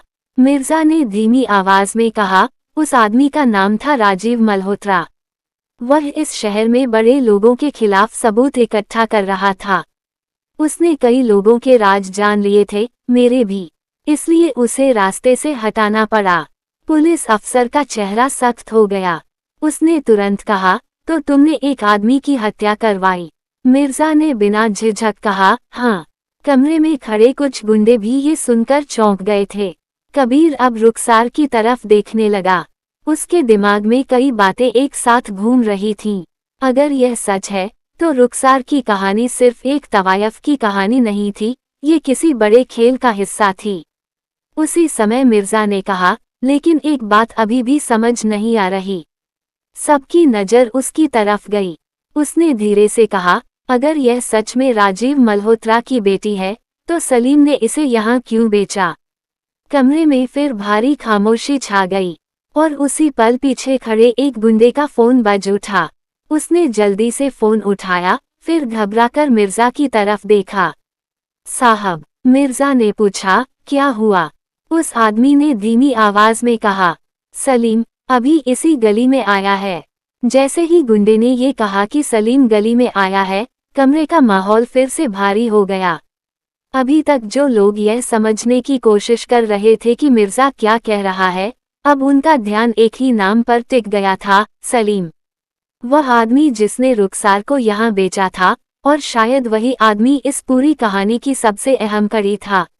मिर्जा कुछ सेकंड तक बिल्कुल चुप खड़ा रहा। उसकी आंखों में अचानक ऐसी ठंडक आ गई थी जिसे देखकर उसके अपने आदमी भी असहज हो गए। उसने धीरे से पूछा, पक्का? गुंडे ने सिर हिलाया। हाँ साहब, अभी गली के मोड़ पर देखा गया है, शायद अंदर आने ही वाला है। कबीर ने तुरंत पुलिस अफसर की तरफ देखा। यही मौका है, अगर वह पकड़ा गया तो सब सच सामने आ सकता है। अफसर ने तुरंत 2 पुलिसवालों को इशारा किया, दरवाजे पर नजर रखो, जैसे ही वह अंदर आए उसे पकड़ लेना। उधर जरीना बाई की हालत अजीब हो गई थी। उसे समझ नहीं आ रहा था कि ये सब किस दिशा में जा रहा है। उसने कई बार अपने जीवन में पुलिस छापे देखे थे, लेकिन इस तरह की उलझी हुई कहानी उसने कभी नहीं देखी थी। उसने धीरे से कहा, मिर्जा साहब, अगर सलीम यहाँ आ गया तो मामला और बिगड़ जाएगा। मिर्जा ने उसकी तरफ देखा और ठंडी आवाज में कहा, मामला पहले ही बिगड़ चुका है, अब बस सच सामने आएगा। रुखसार दीवार से सटी बैठी सब सुन रही थी। उसका दिमाग जैसे सुन्न हो गया था। वह सोच भी नहीं सकती थी कि उसकी जिंदगी से जुड़ा आदमी, जिसने उसे धोखा देकर यहाँ बेच दिया था, आज अचानक फिर सामने आने वाला है। उसके हाथ कांप रहे थे।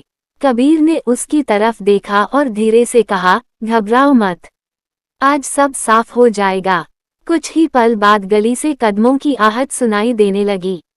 दरवाजे पर खड़े पुलिसवालों ने अपनी बंदूकें कसकर पकड़ ली। अंदर मौजूद हर आदमी की सांस जैसे रुक गई। दरवाजा धीरे धीरे खुला। अंदर एक आदमी दाखिल हुआ। उसकी उम्र लगभग 40 के आसपास थी। चेहरा थका हुआ था, मगर आंखों में बेचैनी साफ दिखाई दे रही थी। उसने जैसे ही कमरे के अंदर का दृश्य देखा, पुलिस, बंदूकें, मिर्जा, जरीना बाई और डरी हुई लड़कियां, वह अचानक ठिठक गया। उसकी नज़र सबसे पहले जरीना बाई पर पड़ी, फिर धीरे धीरे कमरे में घूमती हुई रुखसार पर आकर रुक गई। रुखसार ने उसे देखते ही पहचान लिया। उसके होंठों से धीमी आवाज निकली, सलीम। कमरे में खड़े कई लोग उसकी तरफ देखने लगे। सलीम की आंखों में भी एक पल के लिए पहचान की चमक आई, मगर अगले ही पल उसके चेहरे पर डर उतर आया। उसे समझ आ गया था कि वह गलत समय पर गलत जगह आ गया है। पुलिस वाले तुरंत आगे बढ़े और उसे पकड़ लिया। हाथ ऊपर, एक पुलिस वाले ने चिल्लाकर कहा। सलीम ने विरोध नहीं किया। उसके हाथ कांप रहे थे। मिर्जा धीरे धीरे उसके सामने आकर खड़ा हो गया। कुछ पल तक वह उसे घूरता रहा, फिर बहुत शांत आवाज में बोला, काफी साल बाद मिले हैं, सलीम। सलीम ने सिर झुका लिया। मिर्जा साहब, भागे क्यों थे? सलीम ने कोई जवाब नहीं दिया। उसके चेहरे पर डर साफ था। मिर्जा ने उसकी ठोड़ी पकड़कर चेहरा ऊपर उठाया। और यह लड़की, उसने रुखसार की तरफ इशारा किया। सलीम की नज़र धीरे धीरे रुखसार की तरफ गई। उसकी आंखों में पछतावा झलक रहा था। कुछ पल की खामोशी के बाद उसने धीमी आवाज में कहा, मुझे मजबूर किया गया था। कबीर ने तुरंत कहा, किसने? सलीम ने इधर उधर देखा जैसे डर रहा हो कि कहीं कोई सुन न ले। मिर्जा की आवाज कठोर हो गई। सच बोलो, वरना अभी यही खत्म कर दूंगा। सलीम की सांसें तेज हो गईं। उसने कांपती आवाज में कहा, मैंने इसे बेचा, लेकिन अपने मन से नहीं। मुझे आदेश मिला था। कमरे में फिर सन्नाटा छा गया। कबीर ने पूछा, किसका आदेश? सलीम कुछ सेकंड चुप रहा। फिर उसकी नज़र धीरे धीरे कमरे में घूमी और अंत में एक जगह जाकर रुक गई। उसकी उंगली कांपते हुए उठी और उसने इशारा किया, सीधे जरीना बाई की तरफ। सलीम की उंगली जैसे ही जरीना बाई की तरफ उठी, कमरे का माहौल एकदम बदल गया। कुछ सेकंड तक ऐसा लगा जैसे किसी ने हवा को भी रोक दिया हो। जरीना बाई का चेहरा पल भर के लिए सफ़ेद पड़ गया, मगर उसने तुरंत खुद को संभाल लिया। वह जोर से हंसी और बोली, ये झूठ बोल रहा है, मैं इसे जानती तक नहीं। उसकी आवाज में बनावटी गुस्सा था, लेकिन आंखों की घबराहट छुप नहीं पाई। पुलिस अफसर ने तुरंत 2 सिपाहियों को इशारा किया, इसे अलग ले जाओ, उसने जरीना बाई की ओर देखते हुए कहा। मगर मिर्जा ने हाथ उठाकर उन्हें रोक दिया।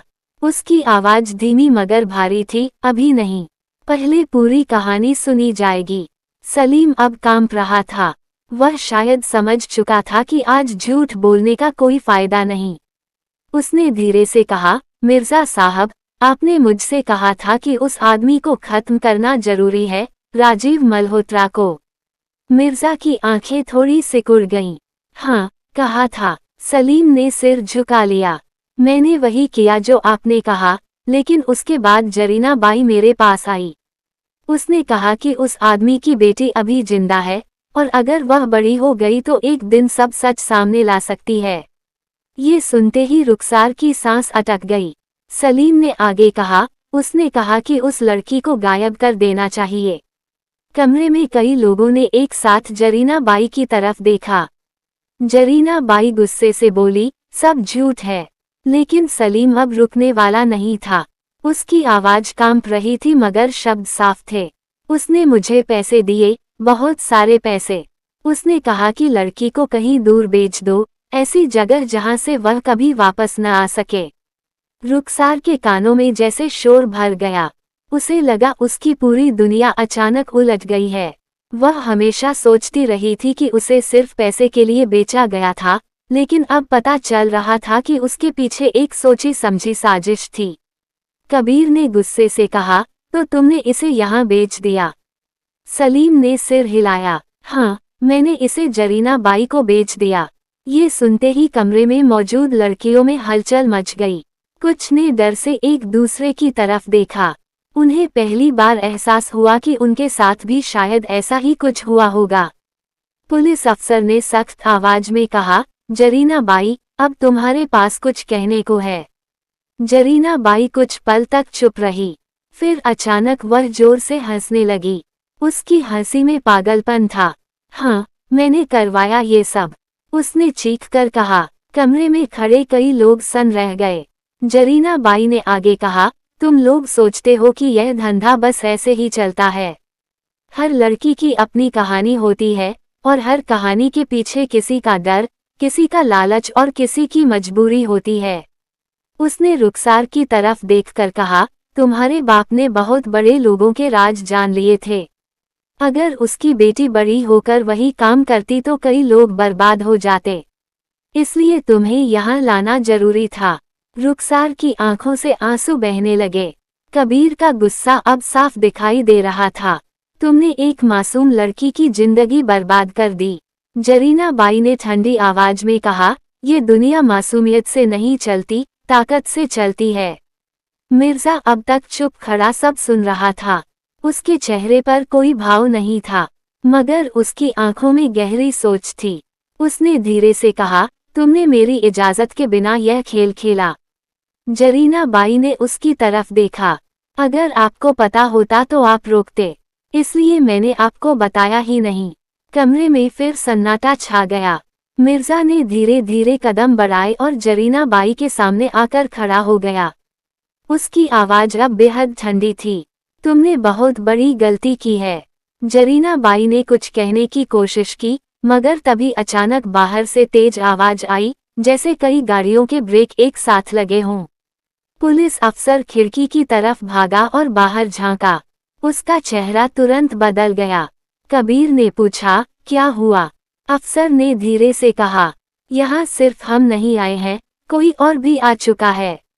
और गली के बाहर काली गाड़ियों का एक लंबा काफिला खड़ा दिखाई दे रहा था। खिड़की के बाहर खड़े काले वाहनों का काफिला देखकर पुलिस अफसर का चेहरा कठोर हो गया। गली के दोनों सिरों पर गाड़ियां खड़ी थीं और उनमें से धीरे धीरे कई आदमी उतर रहे थे। उनके कपड़े सामान्य थे, लेकिन उनके चलने के तरीके से साफ था कि वे साधारण लोग नहीं थे। कुछ के हाथों में बंदूकें साफ दिखाई दे रही थीं, कुछ ने हथियार जैकेट के भीतर छुपा रखे थे। गली के दोनों ओर के घरों की खिड़कियां बंद हो चुकी थीं। आसपास रहने वाले लोग शायद पहले ही समझ चुके थे कि आज की रात साधारण नहीं है। अंदर कमरे में खड़े लोगों को अभी तक पूरी तरह समझ नहीं आया था कि बाहर क्या हो रहा है। कबीर ने अफसर के पास आकर पूछा, कौन है ये लोग? अफसर ने गहरी सांस ली। लगता है खबर ऊपर तक पहुंच गई है। ऊपर, अफसर ने धीरे से कहा, बहुत ऊपर। कमरे में खड़े कई लोग अब खिड़की की तरफ देखने लगे। जरीना बाई के चेहरे पर फिर से आत्मविश्वास लौट आया था। उसने धीमी हंसी के साथ कहा, मैंने कहा था ना, ये खेल इतना छोटा नहीं है। मिर्जा अब भी शांत खड़ा था, मगर उसकी आंखों में हल्की बेचैनी झलक रही थी। वह भी खिड़की की तरफ देखने लगा।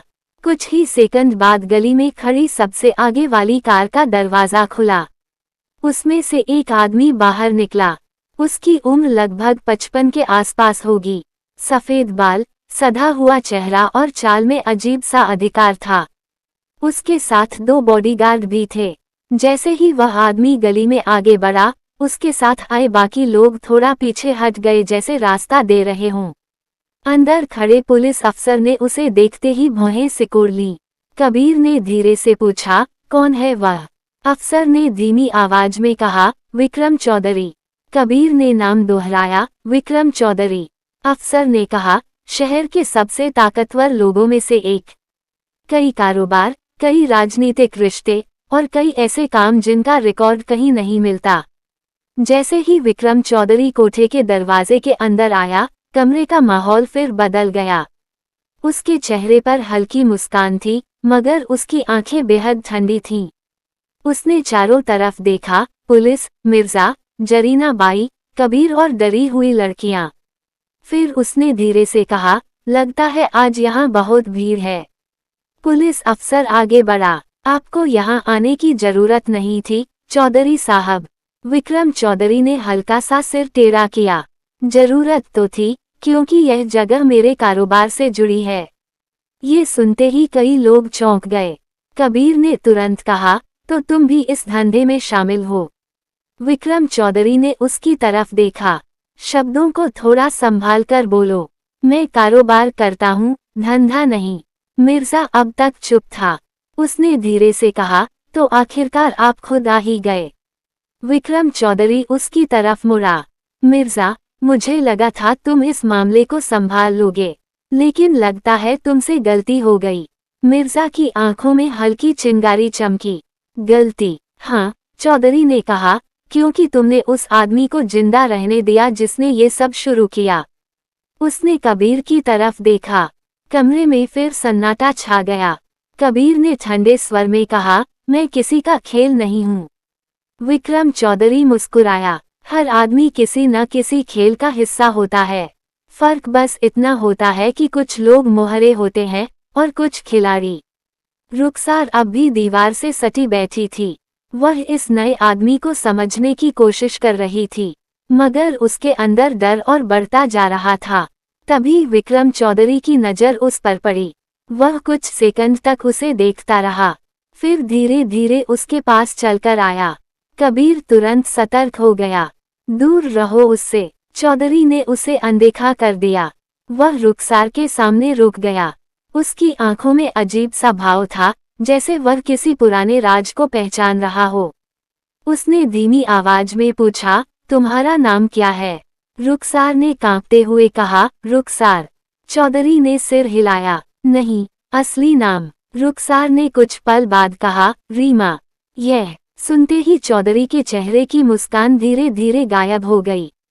उसने बहुत धीमी आवाज में कहा, तो तुम सच में जिंदा हो? कमरे में खड़े कई लोग ये सुनकर चौंक गए। कबीर ने तुरंत पूछा, तुम इसे जानते हो? विक्रम चौधरी ने धीरे धीरे सिर उठाया और उसने कहा, यह लड़की सिर्फ राजीव मल्होत्रा की बेटी नहीं है। यह उस राज की आखिरी गवाह है जिसे हम सबने सालों पहले दफना दिया था। विक्रम चौधरी की बात सुनते ही कमरे में खड़े हर इंसान के चेहरे पर अलग अलग भाव उभर आए। कुछ लोग हैरान थे, कुछ डर गए थे और कुछ समझ ही नहीं पा रहे थे कि आखिर ये कहानी किस दिशा में जा रही है। बाहर गली में खड़ी गाड़ियों के इंजन अब भी धीमी आवाज में चल रहे थे। हथियारबंद लोग दरवाजे के आसपास तैनात थे। ऐसा लग रहा था जैसे पूरा इलाका किसी अदृश्य घेराबंदी में आ गया हो। कबीर की आंखें चौधरी पर टिक गईं। उसने सख्त आवाज में पूछा, कौन सा राज? विक्रम चौधरी कुछ पल तक चुप रहा। वह कमरे में धीरे धीरे टहलने लगा, जैसे किसी पुरानी कहानी को याद कर रहा हो। फिर उसने कहा, कई साल पहले इस शहर में एक आदमी था, राजीव मल्होत्रा। वह पत्रकार था, लेकिन साधारण पत्रकार नहीं। वह ऐसे मामलों की जांच करता था जिनके बारे में लोग बोलने से डरते थे। रुखसार की आंखों में फिर आंसू भर आए। उसने अपने पिता का नाम पहली बार इतने लोगों के सामने सुना था। चौधरी ने आगे कहा, उसने कुछ ऐसी फाइलें इकट्ठी कर ली थी जिनमें शहर के कई बड़े लोगों के नाम थे, कारोबारियों के, नेताओं के, पुलिस अफसरों के, और मेरे भी। पुलिस अफसर ने भौहें सिकोड़ ली। तो तुमने उसे मरवा दिया? चौधरी ने शांत स्वर में कहा, नहीं, उसे सिर्फ मैंने नहीं मरवाया। कमरे में खड़े कई लोग चौंक गए। चौधरी ने धीरे धीरे चारों तरफ देखा और बोला, उस रात हम 5 लोग थे। 5 लोग जिन्होंने तय किया कि राजीव मल्होत्रा को जिंदा नहीं रहने देना चाहिए। मिर्जा की आंखें अचानक ठंडी हो गईं। कबीर ने पूछा, कौन 5 लोग? चौधरी ने हल्की मुस्कान के साथ कहा, मैं, मिर्जा, जरीना बाई, एक पुलिस अफसर, और 5वां आदमी था सलीम। कमरे में खड़े लोगों की सांस जैसे थम गई। सलीम के चेहरे पर डर साफ दिखाई दे रहा था। उसने तुरंत कहा, मैं मजबूर था, मुझे कहा गया था। चौधरी ने हाथ उठाकर उसे चुप करा दिया। मजबूरी का नाटक मत करो। उस रात तुमने भी पैसा लिया था। सलीम चुप हो गया। कबीर का गुस्सा अब बढ़ चुका था। तो तुम सबने मिलकर एक आदमी की हत्या कर दी, सिर्फ इसलिए कि वह सच सामने लाना चाहता था। चौधरी ने ठंडे स्वर में कहा, सच हमेशा खतरनाक होता है। रुखसार की आंखों से अब लगातार आंसू बह रहे थे। उसे महसूस हो रहा था कि उसकी जिंदगी की हर परत आज खुल रही है। मगर तभी कबीर ने पूछा, लेकिन अगर तुम सबने उसे मार दिया था, तो ये लड़की क्यों जिंदा छोड़ी? चौधरी कुछ पल के लिए चुप हो गया। फिर उसने धीरे से कहा, क्योंकि उस रात एक गलती हो गई थी। सबकी नज़र उसकी तरफ उठ गई। राजीव मल्होत्रा के घर से हमें वह फाइलें नहीं मिली जिनकी हमें तलाश थी। मिर्जा ने धीमी आवाज में कहा, हमने पूरा घर छान मारा था। चौधरी ने सिर हिलाया, हाँ, लेकिन वह फाइलें कहीं और छुपा दी गई थीं। कबीर ने तुरंत पूछा, और तुम्हें लगा कि वह राज उसकी बेटी के पास होगा?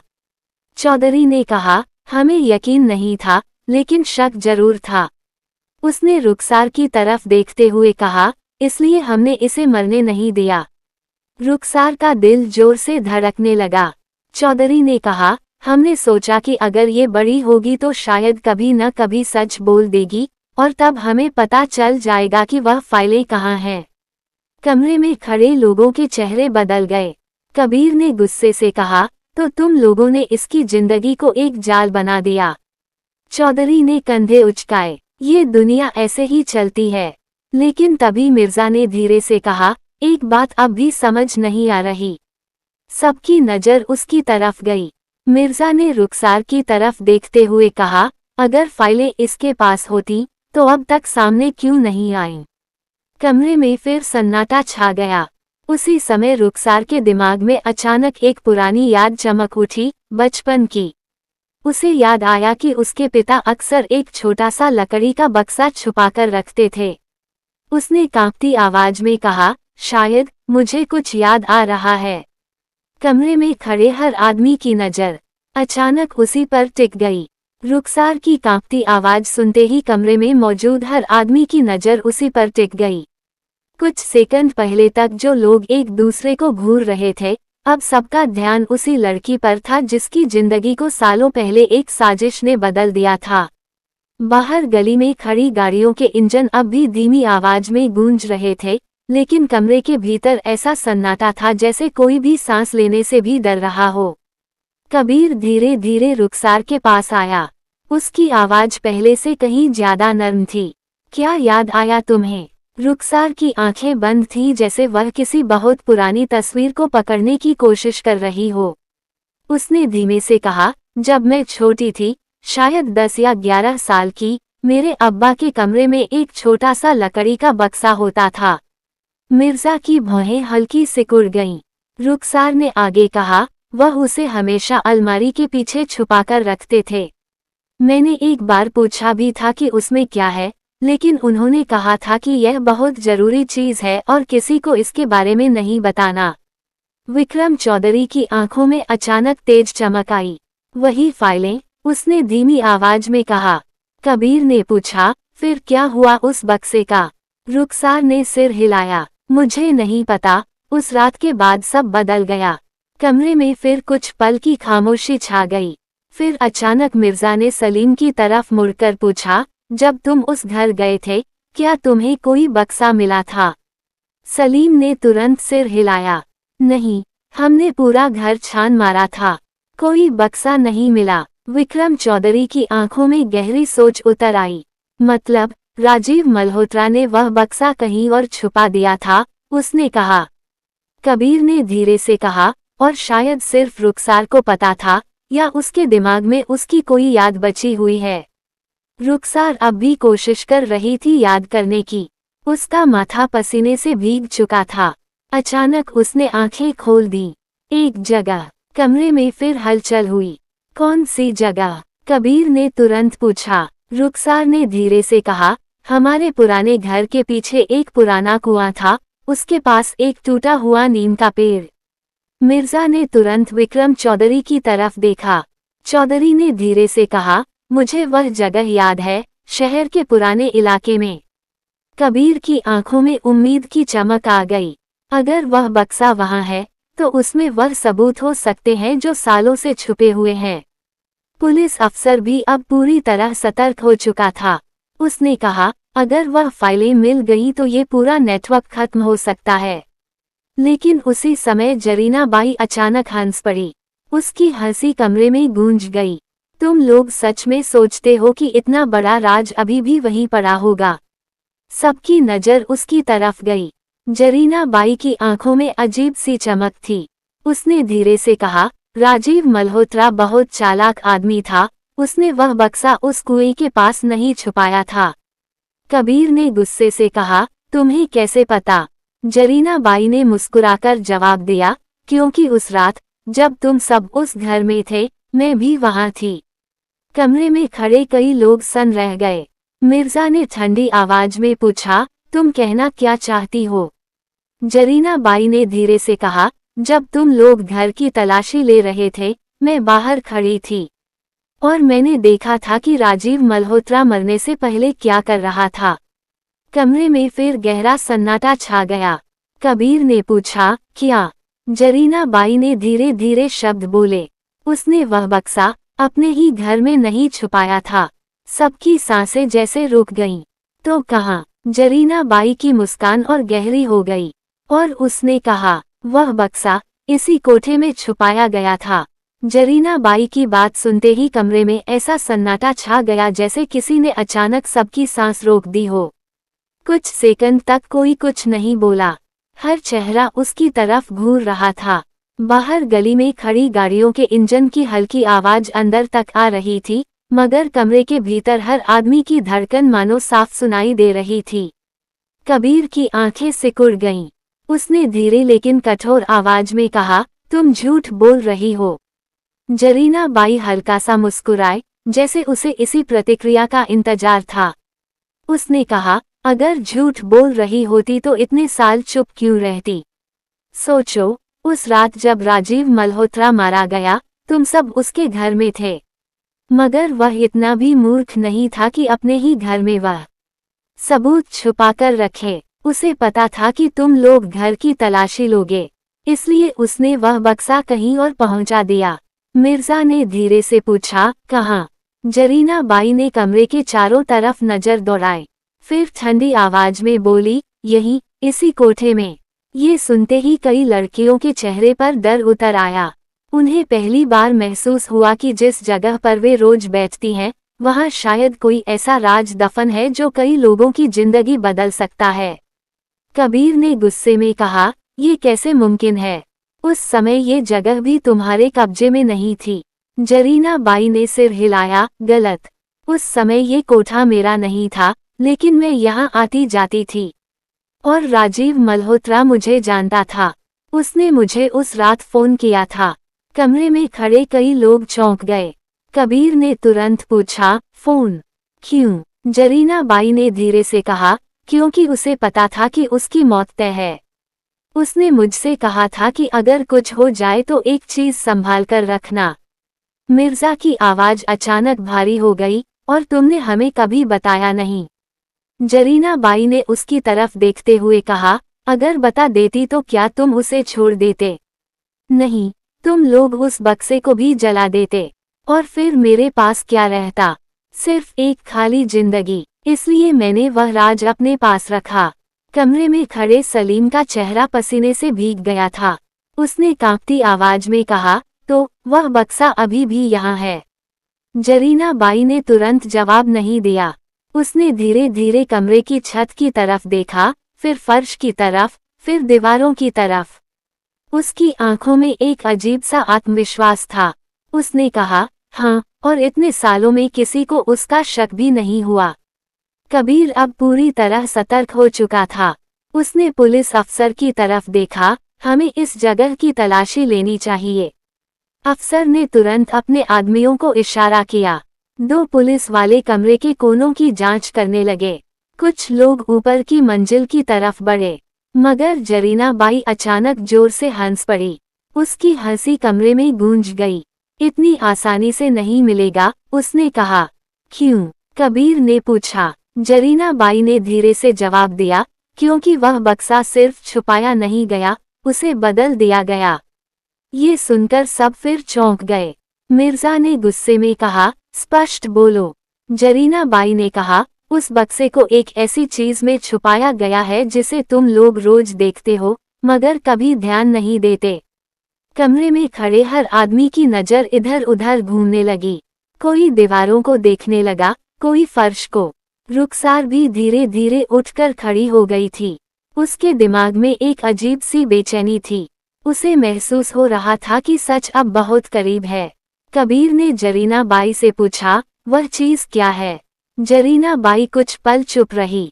फिर उसने धीरे से कहा, इस कोठे में सबसे पुरानी चीज क्या है? किसी ने जवाब नहीं दिया। फिर उसने खुद ही कहा, वह पुराना लकड़ी का मंच, जिस पर बैठकर लड़कियां गाना गाती हैं। सबकी नजर एक साथ कमरे के बीच में बने उस बड़े लकड़ी के मंच पर चली गई। वही मंच जिस पर हर रात नाच गाना होता था।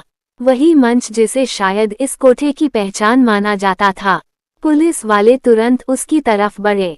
उन्होंने उसे ठोककर देखा। लकड़ी मोटी थी और पुरानी भी, मगर कुछ जगहों पर हल्की दरारें दिखाई दे रही थीं। कबीर झुककर उसे ध्यान से देखने लगा। तभी उसे एक कोने पर लोहे की एक छोटी सी पट्टी दिखाई दी जो बाकी लकड़ी से अलग लग रही थी। उसने हाथ से धूल हटाई। वहां एक छोटा सा छुपा हुआ ताला लगा हुआ था। कमरे में खड़े कई लोग एक साथ आगे बढ़ आए। रुखसार की सांसें तेज हो गईं। शायद यही वह बक्सा था, वह सच जो उसके पिता की मौत का कारण बना था। पुलिस अफसर ने अपने आदमी को कहा, इसे खोलो। एक सिपाही ने लोहे की छड़ से उस ताले पर जोर मारा। ताला टूट गया। लकड़ी का वह हिस्सा धीरे धीरे ऊपर उठा। अंदर अंधेरा था। कुछ सेकंड बाद सिपाही ने हाथ डालकर एक पुराना धातु का बक्सा बाहर निकाला। बक्सा धूल से भरा था, लेकिन साफ दिख रहा था कि उसे बहुत साल पहले छुपाया गया था। कमरे में खड़े हर आदमी की आंखें उसी बक्से पर टिक गईं। कबीर ने धीरे से कहा, शायद यही है। पुलिस अफसर ने सावधानी से बक्सा खोला। ढक्कन खुलते ही अंदर रखी फाइलें दिखाई दी। मोटी फाइलें, जिन पर पुराने कागजों की गंध साफ महसूस हो रही थी। अफसर ने पहली फाइल खोली। उसके चेहरे का रंग तुरंत बदल गया। कबीर ने पूछा, क्या है इसमें? अफसर ने धीरे से कहा, नाम, बहुत बड़े नाम। उसने दूसरी फाइल पलटी, फिर तीसरी। उसके हाथ हल्के हल्के कांपने लगे। कमरे में मौजूद कई लोग समझ चुके थे कि इन कागजों में शायद वह सब लिखा है जिसे सालों पहले दफना दिया गया था। मगर तभी अचानक पीछे से एक आवाज आई, कोई भी उस बक्से को हाथ नहीं लगाएगा। सबकी नजर दरवाजे की तरफ घूम गई। दरवाजे पर विक्रम चौधरी खड़ा था। उसके हाथ में बंदूक थी और उसकी आंखों में अब मुस्कान नहीं थी। विक्रम चौधरी के हाथ में बंदूक देखकर कमरे का माहौल फिर से जम गया। अभी कुछ ही क्षण पहले जो लोग उस बक्से के अंदर की फाइलें देखकर स्तब्ध थे, अब उनकी निगाहें सीधे चौधरी की बंदूक पर टिक गई थीं। उसकी उंगली ट्रिगर पर थी और चेहरा बिल्कुल ठंडा। कमरे में मौजूद हथियारबंद आदमी भी तुरंत सतर्क हो गए। उसके साथ आए 2 बॉडीगार्ड दरवाजे के दोनों ओर खड़े हो गए। पुलिस अफसर ने धीरे धीरे अपनी बंदूक ऊपर उठाई, मगर चौधरी ने तुरंत कहा, जरा भी हरकत मत करना, वरना सबसे पहले गोली उसी पर चलेगी जिसके हाथ में वह बक्सा है। सिपाही तुरंत ठिठक गया। उसके हाथ में अभी भी वही धातु का बक्सा था जिसमें राजीव मल्होत्रा की फाइलें रखी थीं। कबीर ने गुस्से में कहा, तुम देर से आए चौधरी, सच अब सामने आ चुका है। चौधरी हल्का सा हंसा। सच? उसने कहा, सच वही होता है जो जिंदा बच जाता है, और जो मर जाता है वह सिर्फ कहानी बनकर रह जाता है। उसने धीरे धीरे कमरे के अंदर कदम बढ़ाए। उसकी नज़र पहले मिर्जा पर गई, फिर जरीना बाई पर और आखिर में रुखसार पर आकर ठहर गई। कुछ पल के लिए उसकी आंखों में अजीब सी चमक आई। फिर उसने कहा, तो आखिरकार राजीव मल्होत्रा का राज मिल ही गया। पुलिस अफसर ने सख्त आवाज में कहा, अब ये सबूत सरकार के पास जाएगा।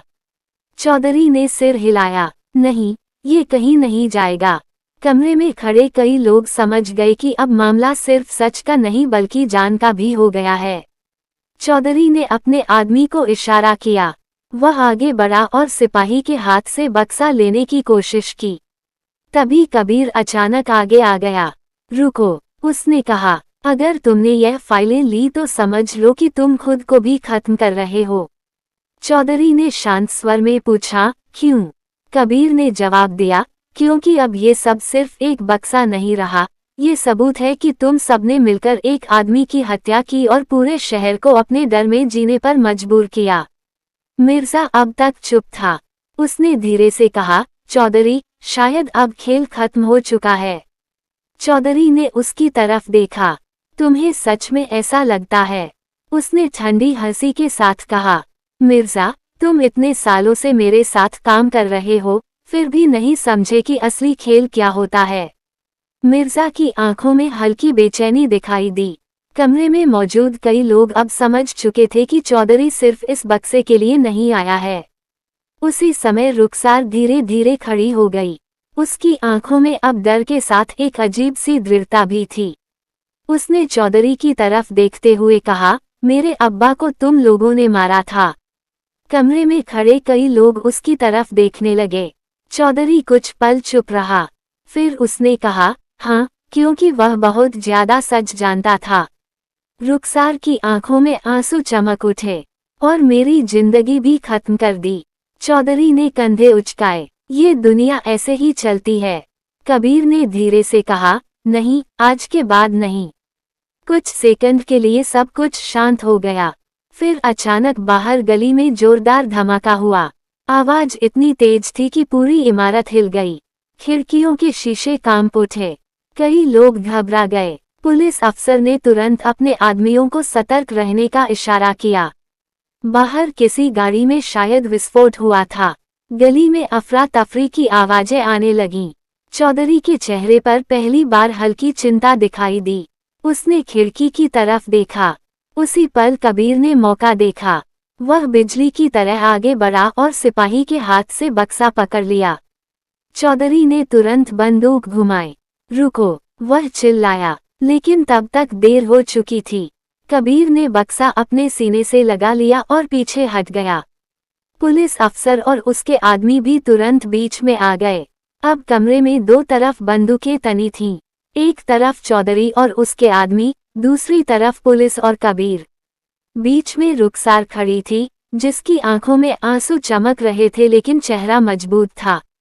चौधरी ने धीरे से कहा, तुम ये बक्सा लेकर बाहर नहीं जा पाओगे।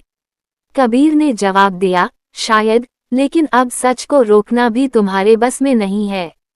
चौधरी की उंगली ट्रिगर पर और कस गई। कमरे में मौजूद हर आदमी समझ चुका था कि अगला पल बेहद खतरनाक हो सकता है। तभी अचानक मिर्जा ने एक कदम आगे बढ़ाया। उसकी आवाज भारी थी, बस अब बहुत हो गया। सबकी नजर उसकी तरफ घूम गई। मिर्जा ने चौधरी की आंखों में देखते हुए कहा, आज फैसला होगा कि यह शहर डर से चलेगा या सच से। कमरे में कुछ सेकंड का सन्नाटा छा गया और फिर अचानक पहली गोली चल गई। पहली गोली चलते ही कमरे का संतुलन टूट गया।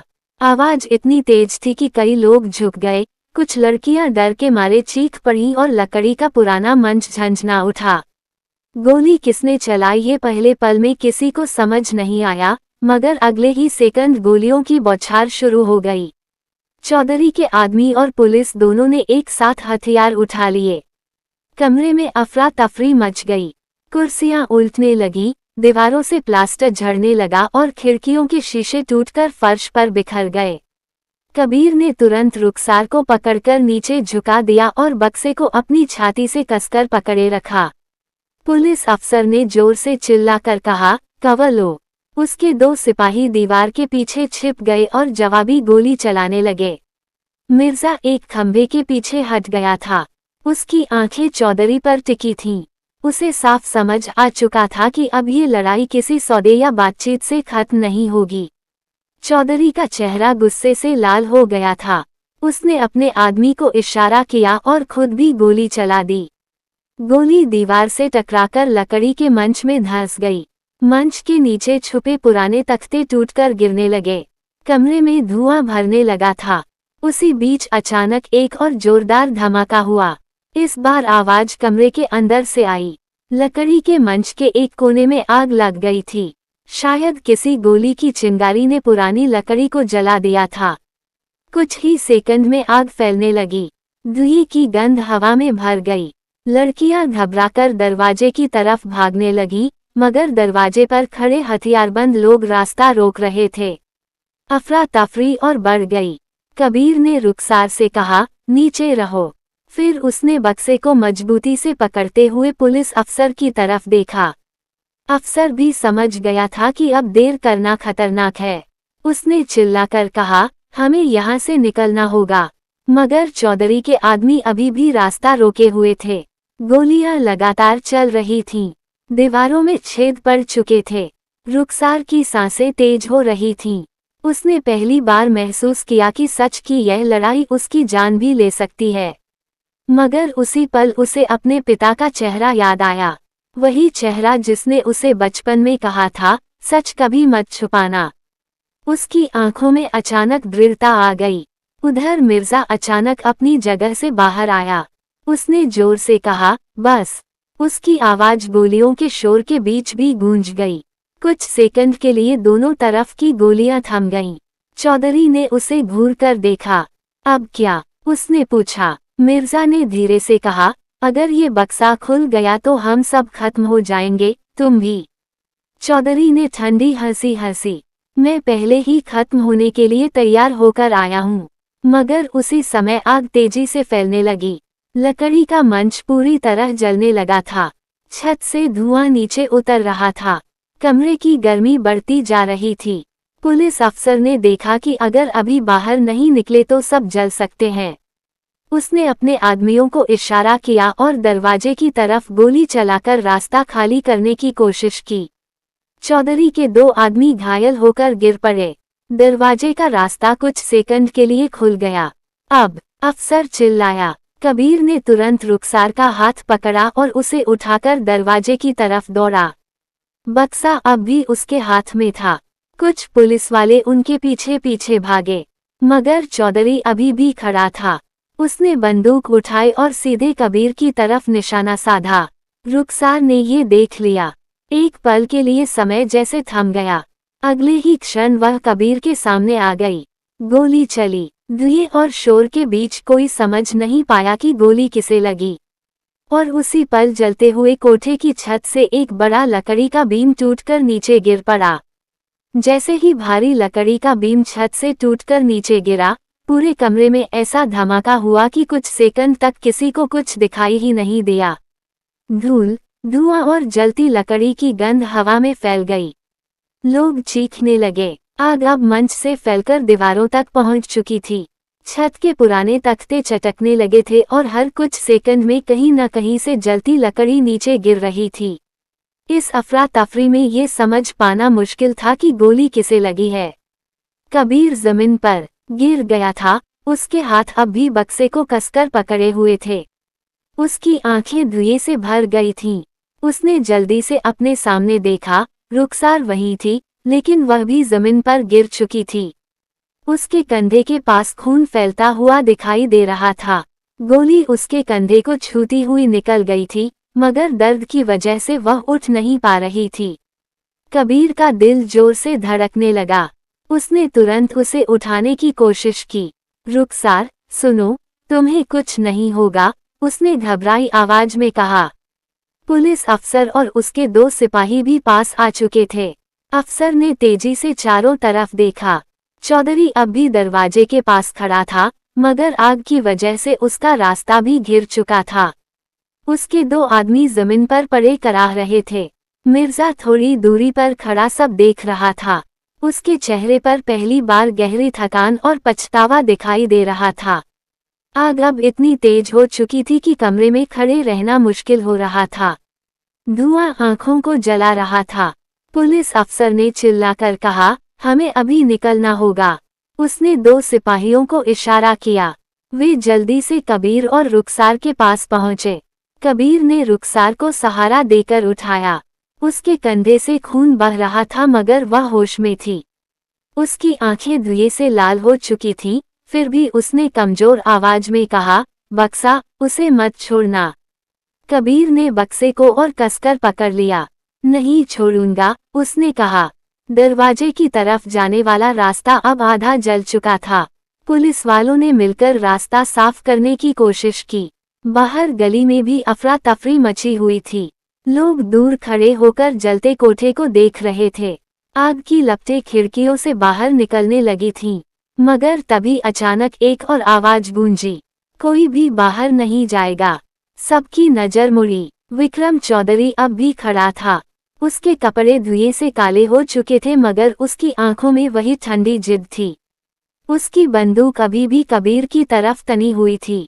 कबीर ने गुस्से से कहा, तुम पागल हो गए हो, पूरा घर जल रहा है। चौधरी ने धीमी आवाज में कहा, अगर वह बक्सा बाहर गया तो मेरी पूरी जिंदगी खत्म हो जाएगी, इसलिए या तो वह यहीं जलेगा या हम सब। कमरे में मौजूद हर आदमी समझ चुका था कि यह आदमी अब पीछे हटने वाला नहीं। मिर्जा ने धीरे से कहा, चौधरी, आग देख रहे हो? चौधरी ने जवाब दिया, हाँ, और यह आग ही सबूतों को खत्म कर देगी। कबीर ने बक्से को अपनी पीठ के पीछे कर लिया। पुलिस अफसर ने भी बंदूक उठा ली। दोनों तरफ फिर तनाव बढ़ गया, मगर इस बार हालात पहले से कहीं ज्यादा खतरनाक थे, क्योंकि अब उनके चारों तरफ आग थी। उसी समय छत से एक और जलता हुआ तख्ता गिरा। वह सीधे चौधरी के पास गिरा और उसके कपड़ों में आग लग गई। वह एक पल के लिए घबरा गया। उसके हाथ से बंदूक थोड़ी ढीली पड़ गई।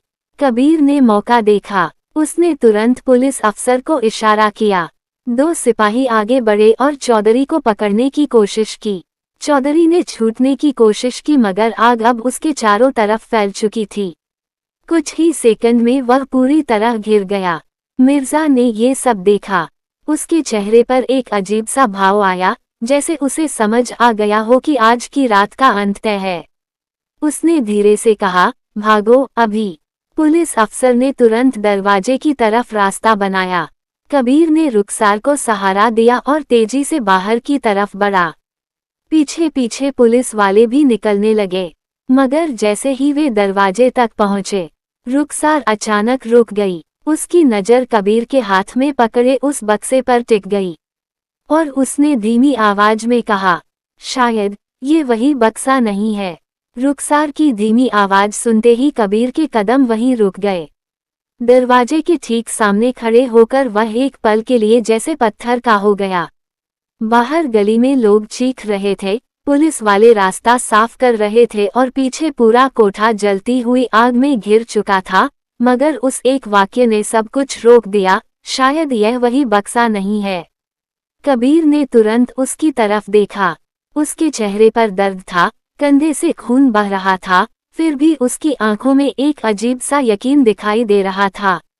पुलिस अफसर ने झुंझलाकर कहा, अभी ये सोचने का समय नहीं है, बाहर निकलो। मगर कबीर का ध्यान अब पूरी तरह रुखसार पर था। उसने पूछा, तुम ऐसा क्यों कह रही हो?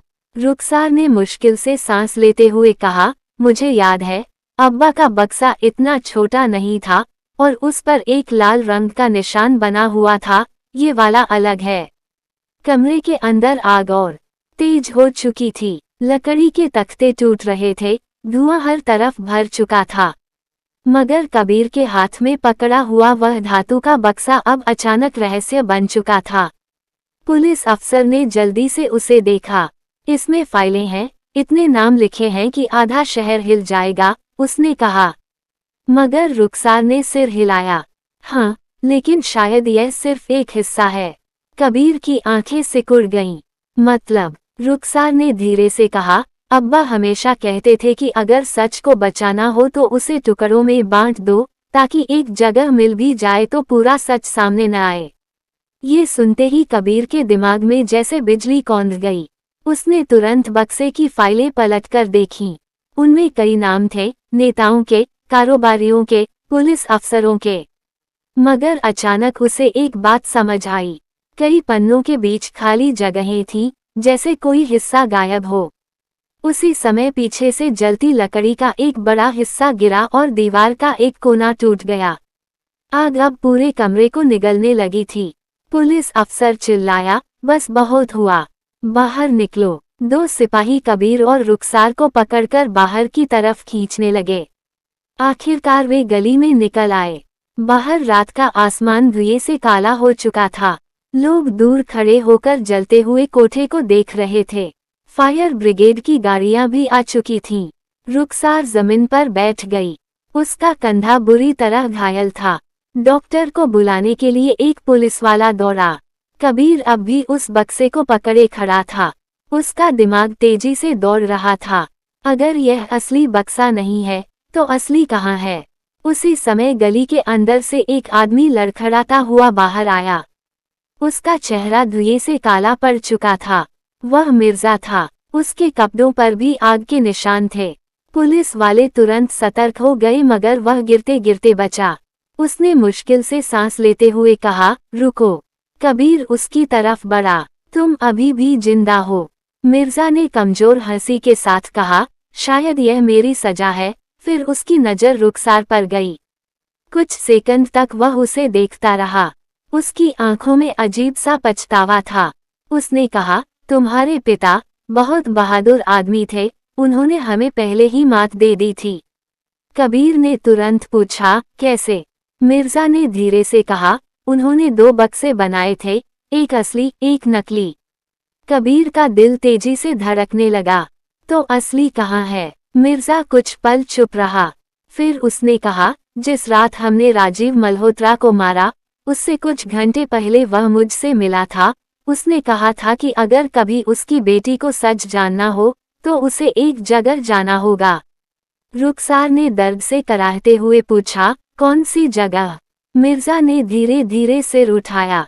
उसकी नज़र गली के उस मोड़ की तरफ गई जहां से शहर की पुरानी सड़क जाती थी।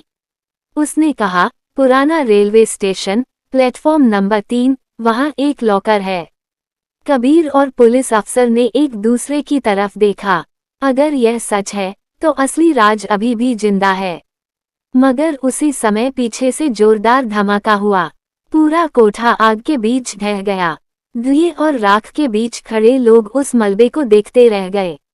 और कबीर के हाथ में पकड़ा हुआ बक्सा अब सिर्फ आधी कहानी था। असली कहानी अभी बाकी थी। अगर आप चाहते हैं कि इस कहानी का सीजन 2 आए, तो वीडियो को लाइक करें और चैनल को जरूर सब्सक्राइब करें। धन्यवाद।